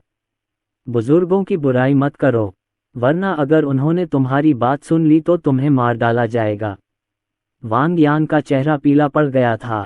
उसने विरोध नहीं किया और अपने सुनहरे शरीर का इस्तेमाल दबाव झेलने के लिए किया। तुम कल के बाद पंजीकरण करा सकते हो। प्रतियोगिता 3 दिन बाद होगी। छोटे भाई, तुम्हारे पास शायद अर्ध दिव्य क्षेत्र में आगे बढ़ने का मौका होगा। उस समय तुम्हारे लिए शीर्ष 2000 में जगह होनी चाहिए। शीर्ष 2000। यदि 100 संप्रदायों ने प्रति संप्रदाय 500 लोगों को भी भेजा तो ये संख्या 50,000 होगी। इसके अलावा 1 लाख गैरपंथ साधक थे, यानी शीर्ष 2000 स्थानों के लिए 1,50,000 साधक प्रतिस्पर्धा कर रहे थे। केवल सर्वश्रेष्ठ साधक ही विजयी होंगे। अर्जुन ने इस बारे में ज्यादा नहीं सोचा। उसने गंभीरता से कहा, टॉप 2000 तो बस शुरुआत है। अगर मैं इसमें शामिल हो रहा हूं तो पहला स्थान पाने के लिए। इतनी बड़ी प्रतियोगिता के बावजूद अर्जुन का लक्ष्य शीर्ष 100 में आना भी नहीं, बल्कि प्रथम स्थान प्राप्त करना था। अगर वह ये भी नहीं कर पाया तो रक्त तलवार संप्रदाय का विनाश कैसे कर पाएगा? कितना अहंकार! एक निम्न स्तरीय दुनिया की चींटी, हो कितनी दुस्साहसी! बगल में एक तलवारधारी कवचधारी साधक सतर्कता से इधर उधर देख रहा था। वह बीच बीच में अर्जुन की ओर देखकर उसका निरीक्षण कर रहा था। तो ये कुनलुन पर्वत का एक नीच मूर्ख है। 3-4 हजार साल पहले भी कुनलुन पर्वत केवल एक मध्यम स्तरीय सैन्य क्षेत्र था और अब ये और भी कमजोर हो गया है। एक घटिया सर्वोच्च सम्राट क्षेत्र चींटी या शेखी बघारने की हिम्मत करता है कि वह 100 संप्रदाय ब्रह्मांड प्रतियोगिता का चैंपियन बनने जा रहा है।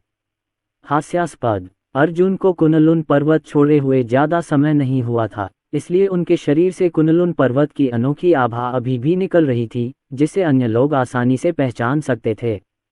इस कवचधारी साधक ने एक विशेष लबादा पहना हुआ था और शहर में किसी कानून प्रवर्तक जैसा दिख रहा था। वह 7वें स्तर का अर्ध दिव्य क्षेत्र विशेषज्ञ था, लेकिन उसका कवच और लबादा 8वीं श्रेणी की अमर कलाकृतियां थीं। वांग यान ने देखा कि स्थिति खराब दिशा में जा रही थी, इसलिए उसने जल्दी से अर्जुन को एक तरफ खींच लिया और जाने के लिए तैयार हो गया। भाई चलो जल्दी से कोई आराम की जगह ढूंढते हैं। इस आदमी से झगड़ा मत करना। ऐसा नहीं था कि वांग यान अर्जुन को बहुत महत्व नहीं देता था, बल्कि दोनों के बीच लड़ाई का नतीजा साफ था।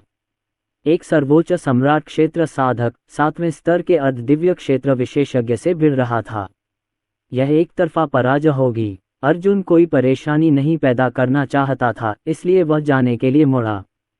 लेकिन एक कदम भी आगे बढ़ने से पहले ही एक बड़े हाथ ने उसके कंधे पर थपथपाया और किसी के आध्यात्मिक दबाव ने उसे घेर लिया। उसकी आंखें सिकुड़ गईं। आंख की कोने से उसे एहसास हुआ कि जिस व्यक्ति ने हमला किया था वही आदमी था जिसने अभी अभी उसका अपमान किया था। इस समय दूसरा पक्ष अर्जुन की ओर देख रहा था। उसने हाथ बढ़ाकर उसकी जांघों की ओर इशारा किया। वह मुस्कुराया। क्या मैंने कहा था कि तुम जा सकते हो? अगर तुम जाना चाहते हो तो तुम्हें मेरी जांघों के नीचे से रेंगना होगा। सभी लोग जोर से हंसने लगे। स्पष्टतः वे एक अच्छा शो देखने के लिए तैयार थे। अर्जुन की आंखों में हत्या की इच्छा चमक उठी। उसे उम्मीद नहीं थी कि कुनलुन पर्वत से होने का तथ्य उसके लिए एक बाधा बन जाएगा। ऐसा लग रहा था कि लिंगवू महाद्वीप के साधक वास्तव में वंश और पहचान को महत्व देते थे। अर्जुन के कंधे कांप गए और उसने झट से उस आदमी का हाथ झटक दिया। वह पलटा और पीछे नहीं हटा। सबके देखते देखते वह पलटा और मुस्कुराया। चूंकि तुमने कहा कि मैं कूड़ा हूं, तो आओ लड़ते हैं। मैं तुम्हें दिखाता हूं कि यहाँ कूड़ा कौन है। आप। ठीक है, अगर हिम्मत है तो मेरे साथ अखाड़े में आओ। हम शहर में खास तौर पर बनाए गए जीवन मरण के अखाड़े में लड़ेंगे। अगर तुम शहर में कहीं और मुझसे लड़ने की कोशिश करोगे तो ये शहर के नियमों का उल्लंघन होगा, इसलिए मैं तुम्हें कानून के मुताबिक मार डालूंगा। बख्तरबंद किसान की अभिव्यक्ति ठंडी और तिरस्कारपूर्ण थी। वह स्वर्गीय आत्मा नगर लुओ शुयुआन में कई कानून प्रवर्तन कप्तानों में से एक थे और उन्होंने 100 से अधिक अर्ध दिव्य क्षेत्र साधकों की एक टीम का नेतृत्व किया था। अच्छा भाई वांग यान, जीवन और मृत्यु का अखाड़ा कहाँ है? अर्जुन ने पूछा। हालांकि तभी कुछ घबराए हुए लोग लुओ शुयुआन की तरफ दौड़े। उनमें से एक ने घबरा कर कहा, कैप्टन लुओ, पूर्वी द्वार पर कुछ लोग गोलियां बेच रहे हैं। हम उनका मुकाबला नहीं कर सकते। क्या आप? मैं अभी आता हूँ। लुओ शुयुआन के जाते ही उसकी नज़रें उदास हो गईं। अरे कमीने, खुद को खुशकिस्मत समझो। मैं तुम्हें एक रात और जीने दूंगा। कल सुबह जिंदगी और मौत के अखाड़े में मिलते हैं। बेशक, अगर आप अपना मन बदलते हैं तो आप किसी भी समय मेरी जांघों के नीचे रेंग सकते हैं। हाँ हाँ। लुओ शुयुआन के बोलने के बाद वह तुरंत अपने आदमियों को उस साधक से निपटने के लिए ले आया जो बिना अनुमति के गोलियां बेच रहा था। जब अर्जुन ने ये देखा तो उसने असहाय होकर अपना सिर हिलाया। वह परेशानी पैदा नहीं करना चाहता था, लेकिन अब ऐसा लग रहा था कि उसके पास कोई विकल्प नहीं है। जिंदगी और मौत का अखाड़ा। जरूर, वह उस अति आत्मविश्वासी विदूषक को ऐसा सबक सिखाएगा जिसे वह कभी नहीं भूलेगा। वांग यान ने लुओ शुयुआन को जाते देखा, लेकिन उसका चेहरा चिंता से भरा था। छोटे भाई, क्या तुम पागल हो? तुम मान क्यों गए? वह आदमी कानून प्रवर्तन दल से है। कानून प्रवर्तन दल कमांडेंट जो का है। अगर तुम जीवन मरण के अखाड़े में उसके किसी माथात को मार भी दो तो भी वह तुमसे बदला ले सकता है। भूल जाओ, मत जाओ। अपमान सहना मरने से बेहतर है। अर्जुन मुस्कुराया और वांग यान का कंधा थपथपाया। हर किसी की अपनी सीमा होती है और जो मेरी सीमा को छुएगा वह मर जाएगा। इसके अलावा डर शब्द मेरे शब्दकोश में मौजूद नहीं है। ये सुनकर आसपास के लोग हंसे बिना नहीं रह सके। वे अर्जुन को ऐसे देखने लगे जैसे वह कोई मूर्ख हो। लिंगवू महाद्वीप में कानून प्रवर्तन टीम वास्तव में कुछ खास नहीं थी। हालांकि किसी भी निम्न स्तरीय मार्शल प्लेन का कोई भी व्यक्ति कानून प्रवर्तन टीम की शक्ति को कम आंकने का साहस नहीं करेगा, खासकर यदि वह केवल सर्वोच्च सम्राट क्षेत्र का साधक हो। इतने बड़े शहर की कानून प्रवर्तन टीम में 1000 से ज्यादा अर्ध दिव्य क्षेत्र विशेषज्ञ थे। कई उच्च रैंक वाले अधिकारी उच्च स्तरीय अर्ध दिव्य क्षेत्र विशेषज्ञ थे और उनके रैंक में दिव्य राजा क्षेत्र विशेषज्ञ भी थे। जब तक कोई दिव्य राजा क्षेत्र विशेषज्ञ न हो, उसे दंडित किया जाएगा यदि उसने शहर के भीतर किसी पर हमला करने की हिम्मत की, या यहाँ तक कि अगर उसने कानून प्रवर्तन दल के किसी सदस्य पर चिल्लाने की हिम्मत की। निम्न स्तरीय मार्शल विमान का ये व्यक्ति संभवतः अपने कमजोर विमान का सबसे शक्तिशाली विशेषज्ञ था, और लिंगवू महाद्वीप में आने के बाद भी उसने सोचा कि वह कुछ विशेष है। ये बच्चा स्वर्ग और पृथ्वी की विशालता को नहीं जानता था, और संभवतः कैप्टन लुओ शुयुआन द्वारा उसे यातना देकर मार दिया जाने वाला था। उसके आसपास के लोगों में से कोई भी अर्जुन के बारे में अच्छी राय नहीं रखता था। वांग यान भी अवाक रह गया। जल्द ही अर्जुन ने कहा, बड़े भाई वांग, मैं रहने के लिए एक सराय ढूंढने जा रहा हूँ। कल लुओ शुयुआन से निपटने के बाद हम साथ मिलकर प्रतियोगिता के लिए पंजीकरण कराएंगे। ठीक है, ठीक है। वांग यान ने एक खास टोकन निकाला और अर्जुन को थमा दिया। छोटे भाई, ये अगर तुम कल भी जिंदा रहे तो इस टोकन के साथ मुझसे संपर्क करना।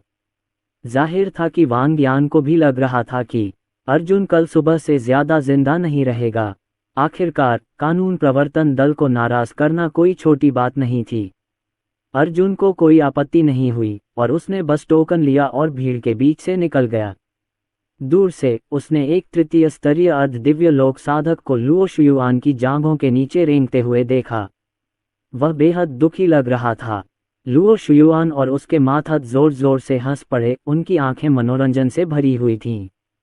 ऐसा लग रहा था कि उन्हें लोगों को अपमानित करने में सचमुच मजा आता था। दुर्भाग्यवश अधिकांश लोगों के पास किसी ऐसे व्यक्ति के सामने समझौता करने के अलावा कोई विकल्प नहीं था, जिसके पास कानून प्रवर्तन अधिकारी का अधिकार होता था, और संभवतः इसी कारण से लुओ शुयुआन का अहंकार पैदा हुआ। अर्जुन लिंगवू महाद्वीप से संबंधित नहीं था और अंततः वह यहाँ केवल एक राहगीर था। यहाँ उसके लक्ष्य सरल थे।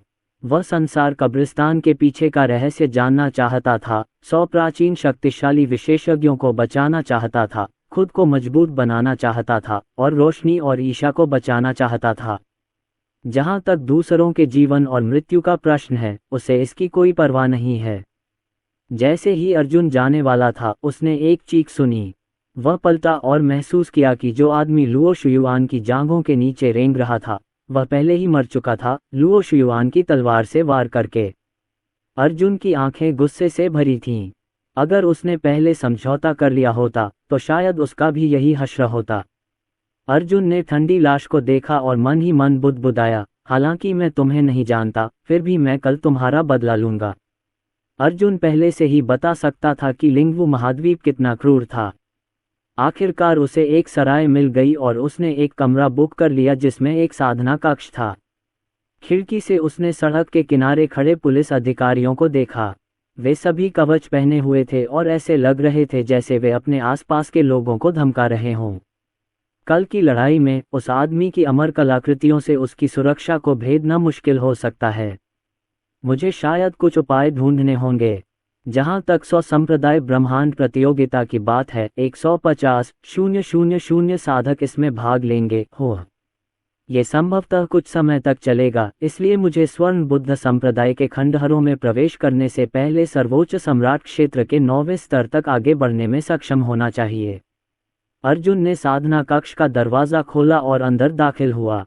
उसने महसूस किया कि कमरे में असीम आध्यात्मिक ऊर्जा व्याप्त है। उसने दरवाजा बंद किया और मन ही मन बुदबुदाया, मैं खंडहरों में एक शक्तिशाली दिव्य राजा श्रेणी की कलाकृति ढूंढूंगा। ये कम से कम 9वीं श्रेणी का दिव्य राजा श्रेणी का हथियार होना चाहिए, जिससे मेरी युद्ध शक्ति में जबरदस्त वृद्धि हो जाएगी। अगर मुझे कोई आदिम अराजकता श्रेणी की कलाकृति मिल जाए तो यह और भी बेहतर होगा। अन्य असंबद्ध 9वें स्तर के सर्वोच्च सम्राट क्षेत्र के विशेषज्ञ आगे बढ़ने के लिए छद्म अमर कलाकृतियों या ज्यादा से ज्यादा प्रथम या द्वितीय श्रेणी की अमर कलाकृतियों का इस्तेमाल करते थे। यहाँ तक कि कमजोर संप्रदायों और परिवारों के लोग भी चौथी या 5वीं श्रेणी की अमर कलाकृतियों का इस्तेमाल करते थे। इसलिए आगे बढ़ने के लिए दिव्य राजा श्रेणी की कलाकृति का इस्तेमाल करने का अर्जुन का विचार बेहद असाधारण था, और ऐसा कुछ जिस पर केवल प्रमुख संप्रदायों और परिवारों के सच्चे प्रतिभाशाली लोग ही विचार कर सकते थे। हमें ये याद रखना होगा कि स्पिरिट सिटी के 13 पूर्वजों के पास एक भी दिव्य राजा स्तर की कलाकृति नहीं थी और वे अनगिनत वर्षों से अर्ध दिव्य क्षेत्र के 9वें स्तर पर अटके हुए थे। अब समय आ गया है कि मैं अपनी लूट का सामान समेट लूं। अर्जुन ने खुशी खुशी 10 से अधिक भंडारण अंगूठियां निकाली और उनका निरीक्षण करते हुए साधना कक्ष में प्रवेश किया। उसने एक नारंगी रंग की भंडारण अंगूठी उठाई, जो किसी तीसरी श्रेणी की अमर कलाकृति जैसी लग रही थी। ये कुनलुन पर्वत के विशेषज्ञों द्वारा आमतौर पर इस्तेमाल की जाने वाली अंगूठी से कहीं ज्यादा उच्च श्रेणी की थी। अंदर क्या है, ये देखने के बाद वह चौंक कर बोला, मैंने खूब पैसा कमाया है। यहाँ तो सैकड़ों पहली और दूसरी श्रेणी की भंडारण अंगूठियां हैं। ऐसा प्रतीत होता था कि संप्रदायों और परिवारों के अनुयायियों के लिए भंडारण अंगूठियां एक मानक वस्तु थीं। कुछ ही देर बाद अर्जुन ने इन भंडार छल्लों के अंदर रखे खजानों को गिनने में लगभग 5 घंटे बिता दिए। उसने मन ही मन कहा, यहाँ 1000 से ज्यादा 9वीं श्रेणी की आध्यात्मिक कलाकृतियाँ, 327 निम्न श्रेणी की अमर कलाकृतियाँ, 170 मध्यम श्रेणी की अमर कलाकृतियाँ और 29 उच्च श्रेणी की अमर कलाकृतियाँ हैं। यहाँ 17 9वीं श्रेणी की अमर कलाकृतियाँ और 8 छद्म दिव्य राजा श्रेणी की कलाकृतियाँ हैं। और भी कई प्रकार हैं। मैं अमीर हूँ। अर्जुन मन ही मन खुश हुआ। उसने सोचा, मैं लिंगवू महाद्वीप में रेडियंट हॉल की एक शाखा खोलने पर भी विचार कर सकता हूँ। इस बार मेरी फसल खराब नहीं हुई है। वैसे ये हजारों आध्यात्मिक कलाकृतियाँ मूलतः बेकार हैं। मुझे इन्हें फेंक देना चाहिए। अर्जुन आध्यात्मिक कलाकृतियों को त्यागने ही वाला था कि उसके मन में संसार के कब्रिस्तान से एक ठंडी आवाज गूंजी। वह चेन अनपिंग था। बेटे, ये आध्यात्मिक कलाकृतियां अपने दुश्मनों का नाश करने के लिए खुद ही नष्ट हो सकती हैं। क्या तुम भूल गए कि मैंने तुम्हें शुरुआत में क्या बताया था? चाहे वह अमर कलाकृति हो या आध्यात्मिक कलाकृति या फिर दिव्य राजा स्तर की कलाकृति या उससे ऊपर की, जब तक कलाकृति में एक आत्मा है, उसे आत्मा विनाश के लिए नियंत्रित किया जा सकता है। इन आध्यात्मिक कलाकृतियों का स्तर बुरा नहीं है और उनकी आत्मा विनाश शक्ति किसी भी प्रारंभिक अर्ध दिव्य क्षेत्र साधक को घायल करने के लिए पर्याप्त होनी चाहिए। मैं तुम्हें एक ऐसी तकनीक सिखाऊंगा जो इन कलाकृतियों को खुद नष्ट करने पर होने वाले नुकसान को बढ़ाने में माहिर है। इसे 1000 कलाकृति विस्फोट कहते हैं। इस तकनीक का इस्तेमाल कुनलुन पर्वतों में नहीं, बल्कि लिंगवू महाद्वीप में किया जा सकता है। हे, मैं तुम्हें एक बात बताऊं। जब तक तुम्हारे पास पर्याप्त कलाकृतियां हैं, तुम अजेय रहोगे। मुझे डर है कि लिंगवू महाद्वीप के कुछ संप्रदायों के स्वामी अभी भी मेरे 1000 कलाकृतियों के विस्फोट के डर में जी रहे हैं। 1000 कलाकृति विस्फोट। चेन अनपिंग की बातें सुनकर अर्जुन का दिल धड़क उठा। हालांकि उसने ये तकनीक पहले कभी नहीं देखी थी, लेकिन इसकी कल्पना मात्र से ही डर लग रहा था। ये किसी फिल्मी दृश्य जैसा था, मिसाइलों की अंतहीन बौछार जैसा। अर्जुन ने सोचा, मेरे पास 300 से ज्यादा निम्न श्रेणी की अमर कलाकृतियां हैं और उससे भी ज्यादा आध्यात्मिक कलाकृतियां हैं। चूंकि मैं उन्हें ज्यादा दामों पर नहीं बेच सकता, इसलिए मैं उन्हें अपने दुश्मनों पर विस्फोट करने के लिए बचा सकता हूं। कौन जाने अगर मैं उन्हें एक साथ उड़ा दूं तो कितना नुकसान कर पाऊंगा। अमर कलाकृतियां और यहाँ तक कि छद्म अमर कलाकृतियां भी प्राप्त करना आसान नहीं था। जैसा कि लिंगवू महाद्वीप में पहली बार पहुंचने पर उन्होंने जो युद्ध देखा था, उससे स्पष्ट था। आंतरिक संप्रदाय के शिष्यों को बेहतर गुणवत्ता वाली अमर कलाकृतियां मिल सकती थीं, लेकिन बाहरी संप्रदाय के शिष्यों और असंबद्ध साधकों को इन्हें पाने में कठिनाई होती थी। जहां तक आध्यात्मिक और अमर कलाकृतियों को विस्फोटित करने की बात है, यह उतना आसान नहीं था जितना लगता था। ऐसा इसलिए था क्योंकि किसी कलाकृति को नियंत्रित करने के लिए व्यक्ति को अपनी आत्मिक शक्ति का उपयोग करके उस पर एक छाप छोड़नी पड़ती थी, जिसके बाद वह उस कलाकृति को नियंत्रित कर सकता था। इसके अलावा एक बार उस कलाकृति के नष्ट हो जाने पर उसके उपयोगकर्ता को प्रतिकूल प्रतिक्रिया का सामना करना पड़ेगा। बिना छाप वाली कलाकृतियों को बिल्कुल भी विस्फोटित नहीं किया जा सकता था। ज्यादा से ज्यादा उन्हें भाले या किसी अन्य साधारण हथियार की तरह फेंका जा सकता था, जिससे वे मूल रूप से थोड़े ज्यादा शक्तिशाली पत्थर बन जाते थे। अगर चेन अनपिंग के 1000 कलाकृतियों के विस्फोट से इन कलाकृतियों को बिना किसी छाप के विस्फोटित करना संभव हो जाता, तो ये बहुत अच्छा होता और इससे उनके तुरुप के पत्तों का भंडार और मजबूत हो जाता। 1000 कलाकृति विस्फोट तकनीक में एक आत्मा विभाजन तकनीक शामिल है जो आपको अपनी आत्मा के एक टुकड़े को विभाजित करने और कलाकृतियों को अंकित करने के लिए इसका उपयोग करने की अनुमति देगी। इस तरह जब कलाकृति का विस्फोट होगा तो आपको कोई प्रतिकूल प्रभाव नहीं पड़ेगा। यह आत्मा का टुकड़ा आपको कलाकृति का विस्फोट करने की भी अनुमति देता है, चेन अनपिंग ने आगे कहा। सामान्य कलाकृति छापने की तकनीकें मुख्य रूप से व्यक्ति की अपनी आत्मा की शक्ति पर निर्भर करती हैं, जो उनके और कलाकृतियों के बीच एक संबंध बनाती है। हालांकि 1000 कलाकृतियों के विस्फोट के मामले में ऐसा नहीं है। वैसे भी मेरी ये दिव्य आत्मा ज्यादा दिन तक नहीं रहेगी, इसलिए मुझे तुम्हें सब कुछ सिखाना होगा। चेन अनपिंग ने पहले ही अपनी पूरी ताकत लगा दी थी, इसलिए स्वाभाविक रूप से वह संसार कब्रिस्तान में अधिक समय तक नहीं रह सकता था। इस समय चेन अनपिंग की उंगलियों ने एक मुहर बना ली थी क्योंकि उसका शरीर तारों और चमकदार रोशनी से भर गया था। फिर उन्होंने अपनी उंगली अर्जुन के माथे पर उठाए। लगभग तुरंत ही अर्जुन के मन में सूचनाओं की बाढ़ आ गई। उसे ऐसा लग रहा था मानो उसका सिर फट जाएगा और उसे बहुत दर्द हो रहा था। इन जानकारियों में न सिर्फ 1000 कलाकृतियों का विस्फोट शामिल था, बल्कि कलाकृतियों को परिष्कृत करने की अनगिनत तकनीकें भी शामिल थीं। इसके अलावा कलाकृतियों को परिष्कृत करने की तकनीकों से जुड़ी जानकारी का एक बड़ा हिस्सा उस समय उसकी समझ से परे था। चेन अनपिंग ने सचमुच उसे सब कुछ दे दिया था। अर्जुन ने बड़ी कठिनाई से अपना सिर उठाया और अपने कमजोर होते हुए गुरु की ओर देखा। उसका मन अभी भी पीड़ा से व्याकुल था। चेन अनपिंग मुस्कुराए, राहत महसूस कर रहे थे। बेटे, मैं तुम्हारी हत्या करने की मंशा और दृढ़ संकल्प देखना पसंद करता हूँ, न कि तुम्हारा अब का कोमल हृदय। इसके अलावा हम हमेशा के लिए अलग नहीं हो रहे हैं। मुझे विश्वास है कि आपको मेरे असली शरीर से मिलने में ज़्यादा समय नहीं लगेगा। हालांकि मेरा मुख्य शरीर कैद और बंधा हुआ है, फिर भी वह जीवित है। मुझे आशा है कि अगली बार जब हम मिलेंगे तो तुम और भी ज्यादा मजबूत होगे। याद रखना, तुम ही हमारी आशा हो और सिर्फ तुम ही हमें बचा सकते हो। जैसे ही उसने बोलना समाप्त किया, चेन अनपिंग का शरीर कमजोर होता गया। संसार कब्रिस्तान थोड़ा अधिक अकेला महसूस हुआ। और ठीक है, मेरे पास तुम्हें देने के लिए और कुछ नहीं है, लेकिन गायब होने से पहले मैं तुम्हारे 2 हथियारों को फिर से परिष्कृत कर दूंगा। कुछ ही सेकंड बाद चेन अनपिंग की उंगलियों ने एक मुहर बना ली और उसने तुरंत एक संरचना बना ली। उसने देव संहारक तलवार और आत्मा विनाशक दानव देव भाला लिया और फिर अर्जुन द्वारा प्राप्त कुछ बेहतरीन कलाकृतियों को लेकर उन्हें संरचना में स्थापित कर दिया। केवल बेहतर गुणवत्ता वाली कलाकृतियों को ही अर्जुन के हथियारों के साथ जोड़ा जा सकता था। दूसरी ओर अर्जुन ने अपनी स्थिति सुधारी और एक तरफ पालथी मारकर बैठ गया। उसने सहस्त्र शिल्प विस्फोट की साधना शुरू कर दी, अपनी आत्मा को विभाजित करके उसका एक अंश अन्य शिल्पों में डाल दिया।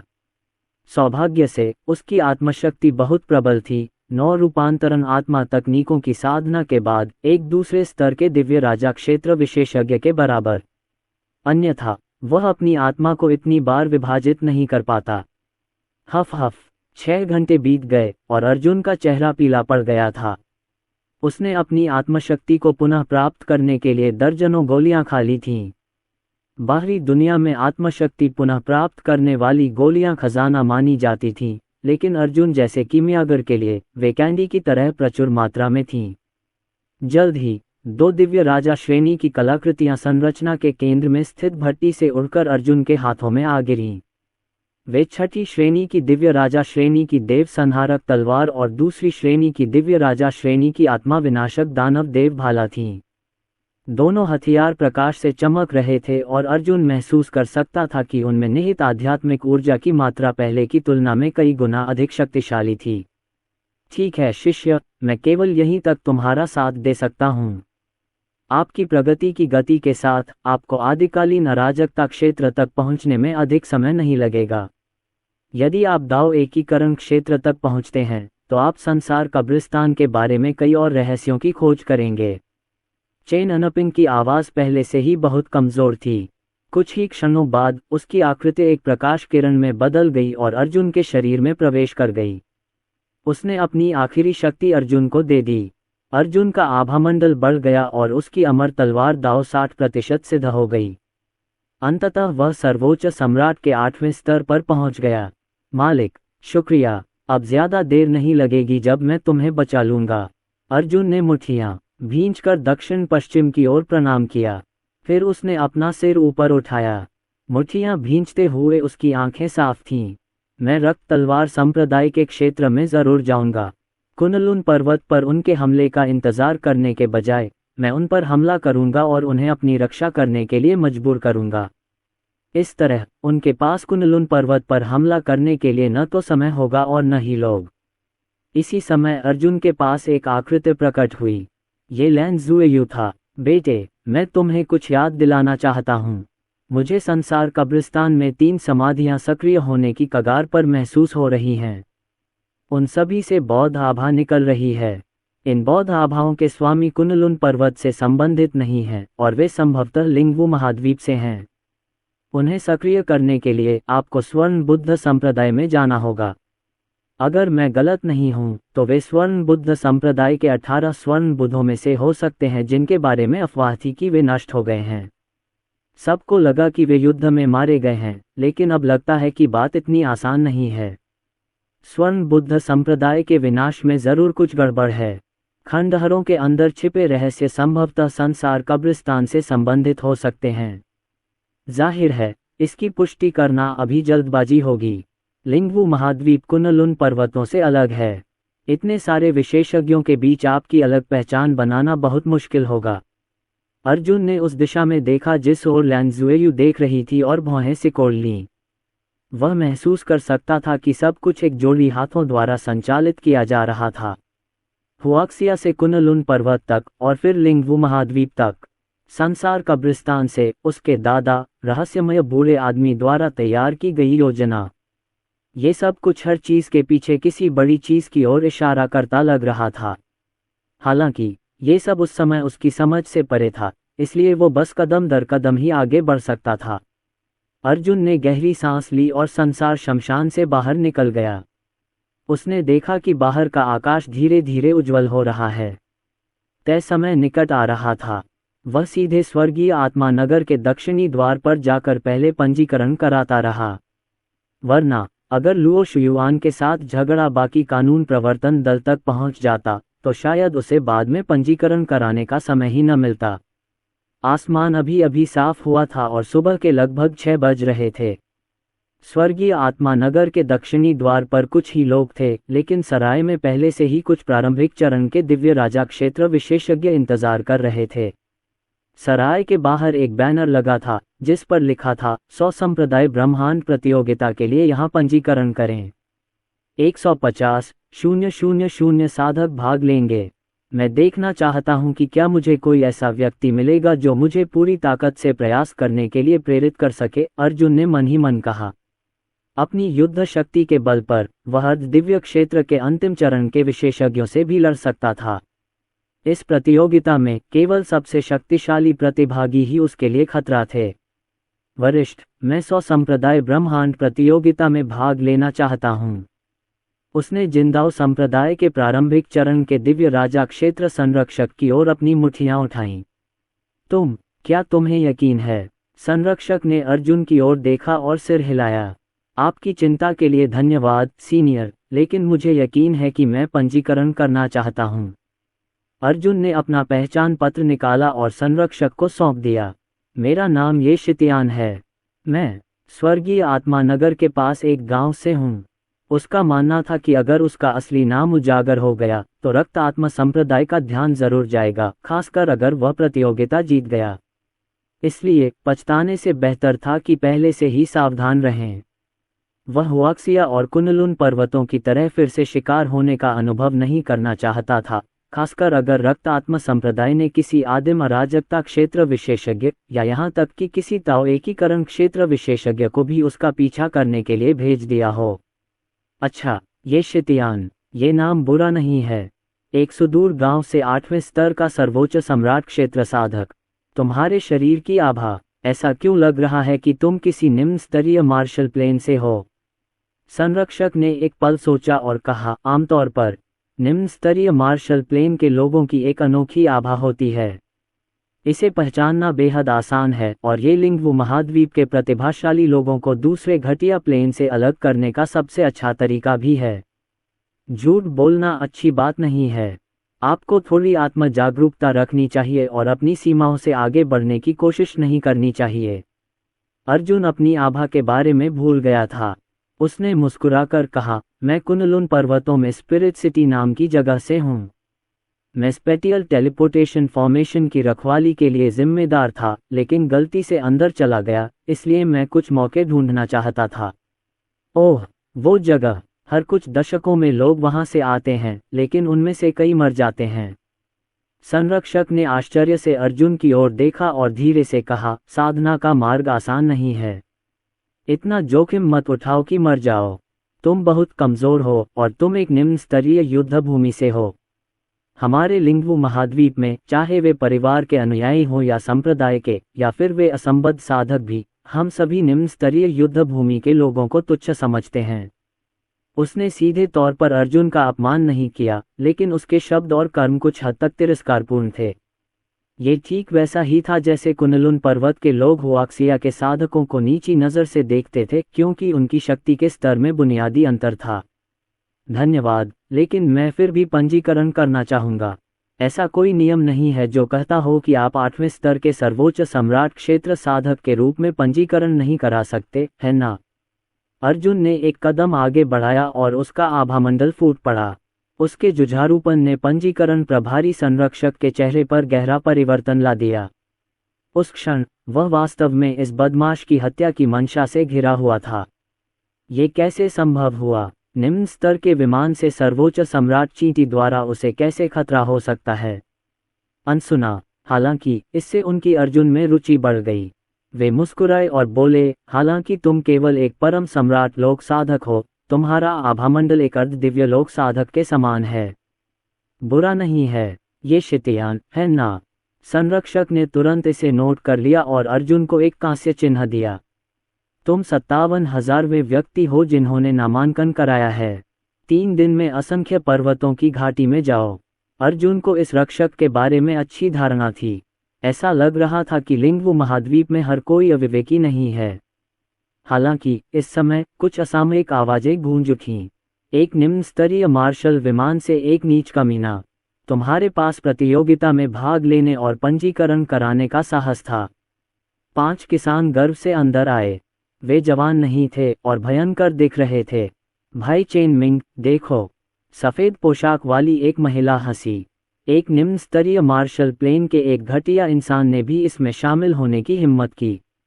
मुझे लगता है कि इस बार 150,000 लोग नामांकन कराएंगे, लेकिन उनमें से आधे शायद सर्वोच्च सम्राट के दायरे के कूड़े होंगे जो संख्या बढ़ाने के लिए यहाँ हैं, जैसे यह मूर्ख। ये बिल्कुल मुमकिन है, उसके बगल में बैठे मोटे आदमी ने मुस्कुराते हुए कहा, क्यों न मैं इस घमंडी छोटे बदमाश को बुरी तरह पीटूं। मैं उसे घुटनों के बल बैठकर तुम्हारे लिए भौंकने पर मजबूर कर दूंगा। आखिरकार अब मैं भी एक कानून प्रवर्तन अधिकारी हूँ। मेरा चचेरा भाई कानून प्रवर्तन दल का कैप्टन लुओ शुयुआन है। अगर मैं किसी को मार भी दूं तो कोई मुझे छूने की हिम्मत नहीं करेगा। शीएर नाम की उस महिला ने एक आकर्षक भाव प्रकट किया। उसने चेन मिंग को चूमा और मुस्कुराए। आज मैं बोर हो रही थी, लेकिन यह मुझे खुश कर देगा। उसने अपनी ठुड्डी उठाई और अर्जुन को ऐसे देखा जैसे किसी मक्खी को देख रही हो। निम्न स्तरीय युद्ध क्षेत्रों के साधकों का न कोई पृष्ठभूमि होती है, न कोई समर्थक, तो अगर वे उसे मार भी दे तो किसे फर्क पड़ता। लुओ शुयुआन, क्या संयोग है, मुझे उसे ढूंढने का वक्त नहीं मिला, फिर भी उसका चचेरा भाई मेरे दरवाजे पर आ पहुंचा। अर्जुन ने अपने सामने खड़े 5 लोगों की ओर देखा। उनमें से 2 प्रारंभिक अवस्था के अर्ध दिव्य क्षेत्र विशेषज्ञ थे, जबकि अन्य 3 मध्य अवस्था के अर्ध दिव्य क्षेत्र विशेषज्ञ थे। ये देखते हुए कि वे कितने कमजोर थे, स्वाभाविक रूप से वह डरे नहीं। जब उनमें से कुछ लोगों ने अर्जुन की बातें सुनी, तो वे कुछ देर के लिए स्तब्ध रह गए और फिर जोर से हंस पड़े। क्या आप लुओ शुयुआन के साथ परेशानी की योजना बना रहे हैं? क्या आप जानते हैं कि यहाँ उनके नाम का क्या महत्व है? तुम्हें ऐसे बेतुके शब्द कहते हुए सुनना ही अपमानजनक है। घुटनों के बल बैठ जाओ। कुछ ही क्षणों बाद आध्यात्मिक दबाव की कुछ लहरें अर्जुन को घेरने लगीं। उनकी राय में उनका आध्यात्मिक दबाव एक सर्वोच्च सम्राट को कुचलने के लिए पर्याप्त होगा। पंजीकरण का प्रभारी अभिभावक खड़ा हुआ और कुछ कहना चाहता था, लेकिन अप्रत्याशित रूप से उसका साथी आया और उसे वापस अपनी सीट पर बैठा दिया। बस अपना काम करो, इसकी चिंता मत करो। संरक्षक ने अर्जुन की ओर गहराई से देखा, लेकिन अंत में कोई कार्रवाई नहीं की। खेती की दुनिया क्रूर थी। यदि यह छोटा भाई सहन करना जानता होता तो शायद स्थिति को अभी भी बचाया जा सकता था, लेकिन ऐसा लग रहा था कि आज रक्तपात से बचा नहीं जा सकता। इस समय आध्यात्मिक दबाव की अनगिनत लहरें अर्जुन को घेरे हुए थीं, लेकिन उसके मुंह के कोनों पर मुस्कुराहट फैल गई। यद्यपि वह केवल एक सर्वोच्च सम्राट क्षेत्र साधक था, वास्तव में वह एक अर्ध दिव्य क्षेत्र विशेषज्ञ से बहुत अलग नहीं था, और वह भी कोई कमजोर नहीं था। उसका साधना स्तर उसकी वास्तविक युद्ध शक्ति को नहीं दर्शाता था, और इस प्रकार उसने आध्यात्मिक दबाव को नजरअंदाज कर दिया और 5 लोगों की ओर चल पड़ा। तुम कमजोर लोग एक भी वार नहीं झेल सकते। जैसे ही उसने बोलना समाप्त किया, उसे घेरे हुए आध्यात्मिक दबाव तुरंत गायब हो गया। उसी समय अर्जुन का प्रचंड आभामंडल फूट पड़ा। 5 लोगों को तुरंत पता चल गया कि कुछ गड़बड़ है। शी-ए, जिसका साधना स्तर सबसे कमजोर था, उड़ गई और उसका शरीर एक पत्थर के खंभे से टकरा गया। तुम्हारी हिम्मत कैसे हुई? मैं एक कानून प्रवर्तन अधिकारी हूँ। तुमने मेरे लोगों पर हमला करने की हिम्मत की। क्या तुम मौत को दावत दे रहे हो? ये घमंड भरे शब्द कहने के बावजूद चेन मिंग ने मुंह में खून थूका और अर्जुन को डर से देखा, फिर जल्दी से अपनी जेब से एक बांस की नली निकाली और एक लंबी डोरी खींची। उस बांस की नली से एक पटाखा निकला जो आसमान में फट गया। तुरंत ही आसपास खतरे की घंटी बज उठी, जिससे चेन मिंग के चेहरे पर मुस्कान आ गई। छोटे कमीने, मैंने पहले ही अतिरिक्त पुलिस बल बुला लिया है। जल्द ही कानून प्रवर्तन दल के अन्य सदस्य आएंगे और तुम्हें घेर लेंगे। लेकिन मैं तुम्हें एक मौका दूंगा। घुटने टेककर मुझे प्रणाम करो, मैं तुम्हें जिंदा छोड़ने पर विचार करूंगा। अन्यथा मैं शी-एर का बदला लेने के लिए तुम्हारी जिंदा खाल उधेड़ दूंगी। बदला? अर्जुन ने ज्यादा सोचा नहीं, बस उसकी उंगलियों के एक झटके से जमीन से एक कृपाण उड़कर उसके हाथ में आ गई। उसने लापरवाही से कृपाण चला दी, जिससे बाकी लोग मारे गए, केवल चेन मिंग जीवित बचा। प्रारंभिक अवस्था के अर्ध दिव्य लोक के विशेषज्ञ उसके एक भी प्रहार को रोक नहीं पाए। शायद मध्य अवस्था के अर्ध दिव्य लोक के विशेषज्ञ अर्जुन से मुकाबला कर सकते थे, लेकिन वह भी तभी जब उनके पास पर्याप्त रूप से शक्तिशाली अमर कलाकृति हो। अन्यथा वे भी बुरी तरह पराजित हो जाते। तुम क्या करने की कोशिश कर रहे हो? मैं तुम्हें अभी बता दूं कि अगर तुमने मुझे मारने की हिम्मत की, तो तुम हेवनली स्पिरिट सिटी की पूरी कानून प्रवर्तन टीम को चुनौती दे रहे होगे। जब तक आप शहर में हैं, आप कानून के लंबे हाथों से कभी नहीं बच पाएंगे। चेन मिंग इतना डर गया कि जमीन पर गिर पड़ा। अपने आसपास लाशें देखकर उसे अंदाजा हो गया कि अगर उसने सेना के आने तक इंतजार नहीं किया तो जल्द ही उसकी भी मौत हो जाएगी। वह मरना नहीं चाहता था, इसलिए उसने अपने पद का उपयोग करके अर्जुन को धमकाने की पूरी कोशिश की। मुझे मत मारो। अगर तुम मेरी जान बख्श दोगे तो मैं अपने चचेरे भाई से कहूंगा कि वह तुम्हें छोड़ दे। चिंता मत करो, मैं अपनी इज्जत की कसम खाता हूं कि मैं तुमसे बदला नहीं लूंगा। चेन मिंग इतना डर गया था कि उसका पूरा शरीर कांप रहा था। वह किसी पागल के हाथों मरना नहीं चाहता था। अर्जुन ने लापरवाही से एक कुर्सी खींची और चेन मिंग के पास बैठ गया। उसे कोई जल्दी नहीं थी। चूंकि बाद में लुओ शुयुआन से निपटकर वह कानून प्रवर्तन दल को नाराज करने वाला था, इसलिए बेहतर होगा कि वह दोनों से मिलकर निपट ले। ये दृश्य देखकर चेन मिंग की आंखें फटी की फटी रह गईं।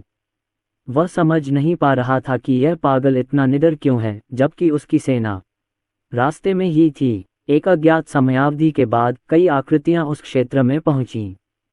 कानून प्रवर्तन अधिकारी यहां थे।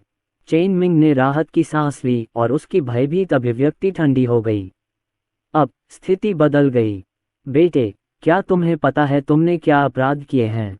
कानून प्रवर्तन अधिकारी पर हमला करना मृत्युदंड योग्य अपराध है। अर्जुन ने इधर उधर देखा। वहां और भी ज्यादा कानून प्रवर्तन अधिकारी जमा हो रहे थे। उसने चेन मिंग को उठाया और भीड़ की ओर इशारा किया। वह मुस्कुराया और बोला, कानून प्रवर्तन अधिकारी, आप कौन से कानून लागू करते हैं? इस आदमी को देख रहे हैं या उसके चचेरे भाई को भी? वे अपनी मर्जी से मारते हैं। क्या इसी कानून की बात कर रहे हैं आप?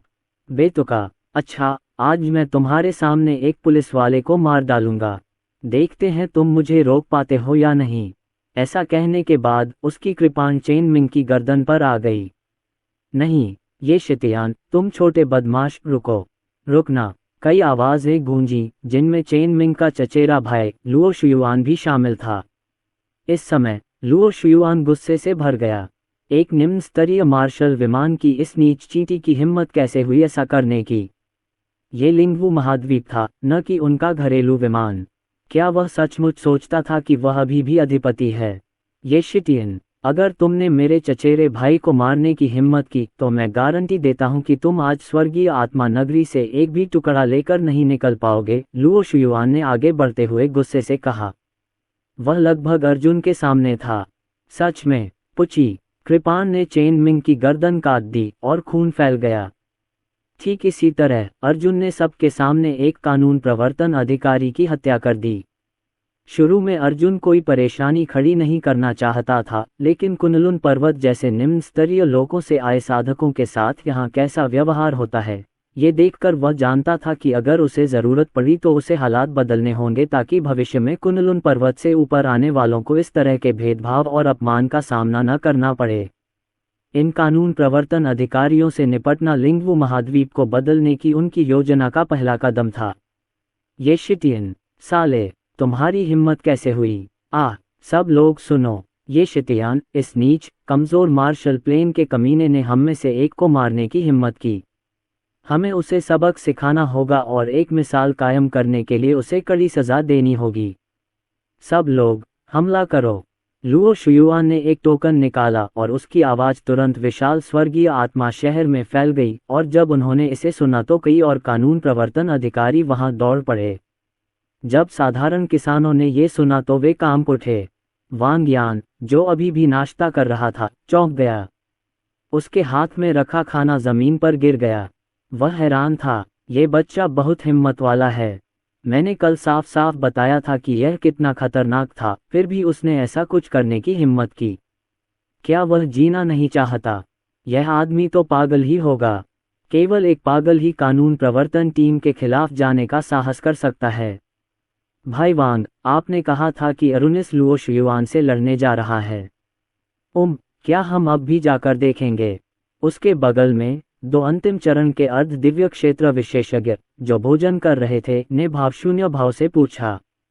एक अकेला आदमी पूरे शहर की कानून प्रवर्तन टीम को भड़का दे, ये तो अनसुना ही था। कितनी हिम्मत, पर कितनी मूर्खता। जाएं, हम तो जाएंगे ही। वांग यान जल्दी से उठा और अपना मुंह पोंछा। उसने जल्दी से कहा, कल मैं उसके साथ खड़ा था। अगर अर्जुन मर गया तो लुओ शुयुआन अपना गुस्सा मुझ पर निकालेगा। आज तुम दोनों मेरे साथ हो तो तुम भी फंस जाओगे। भागो।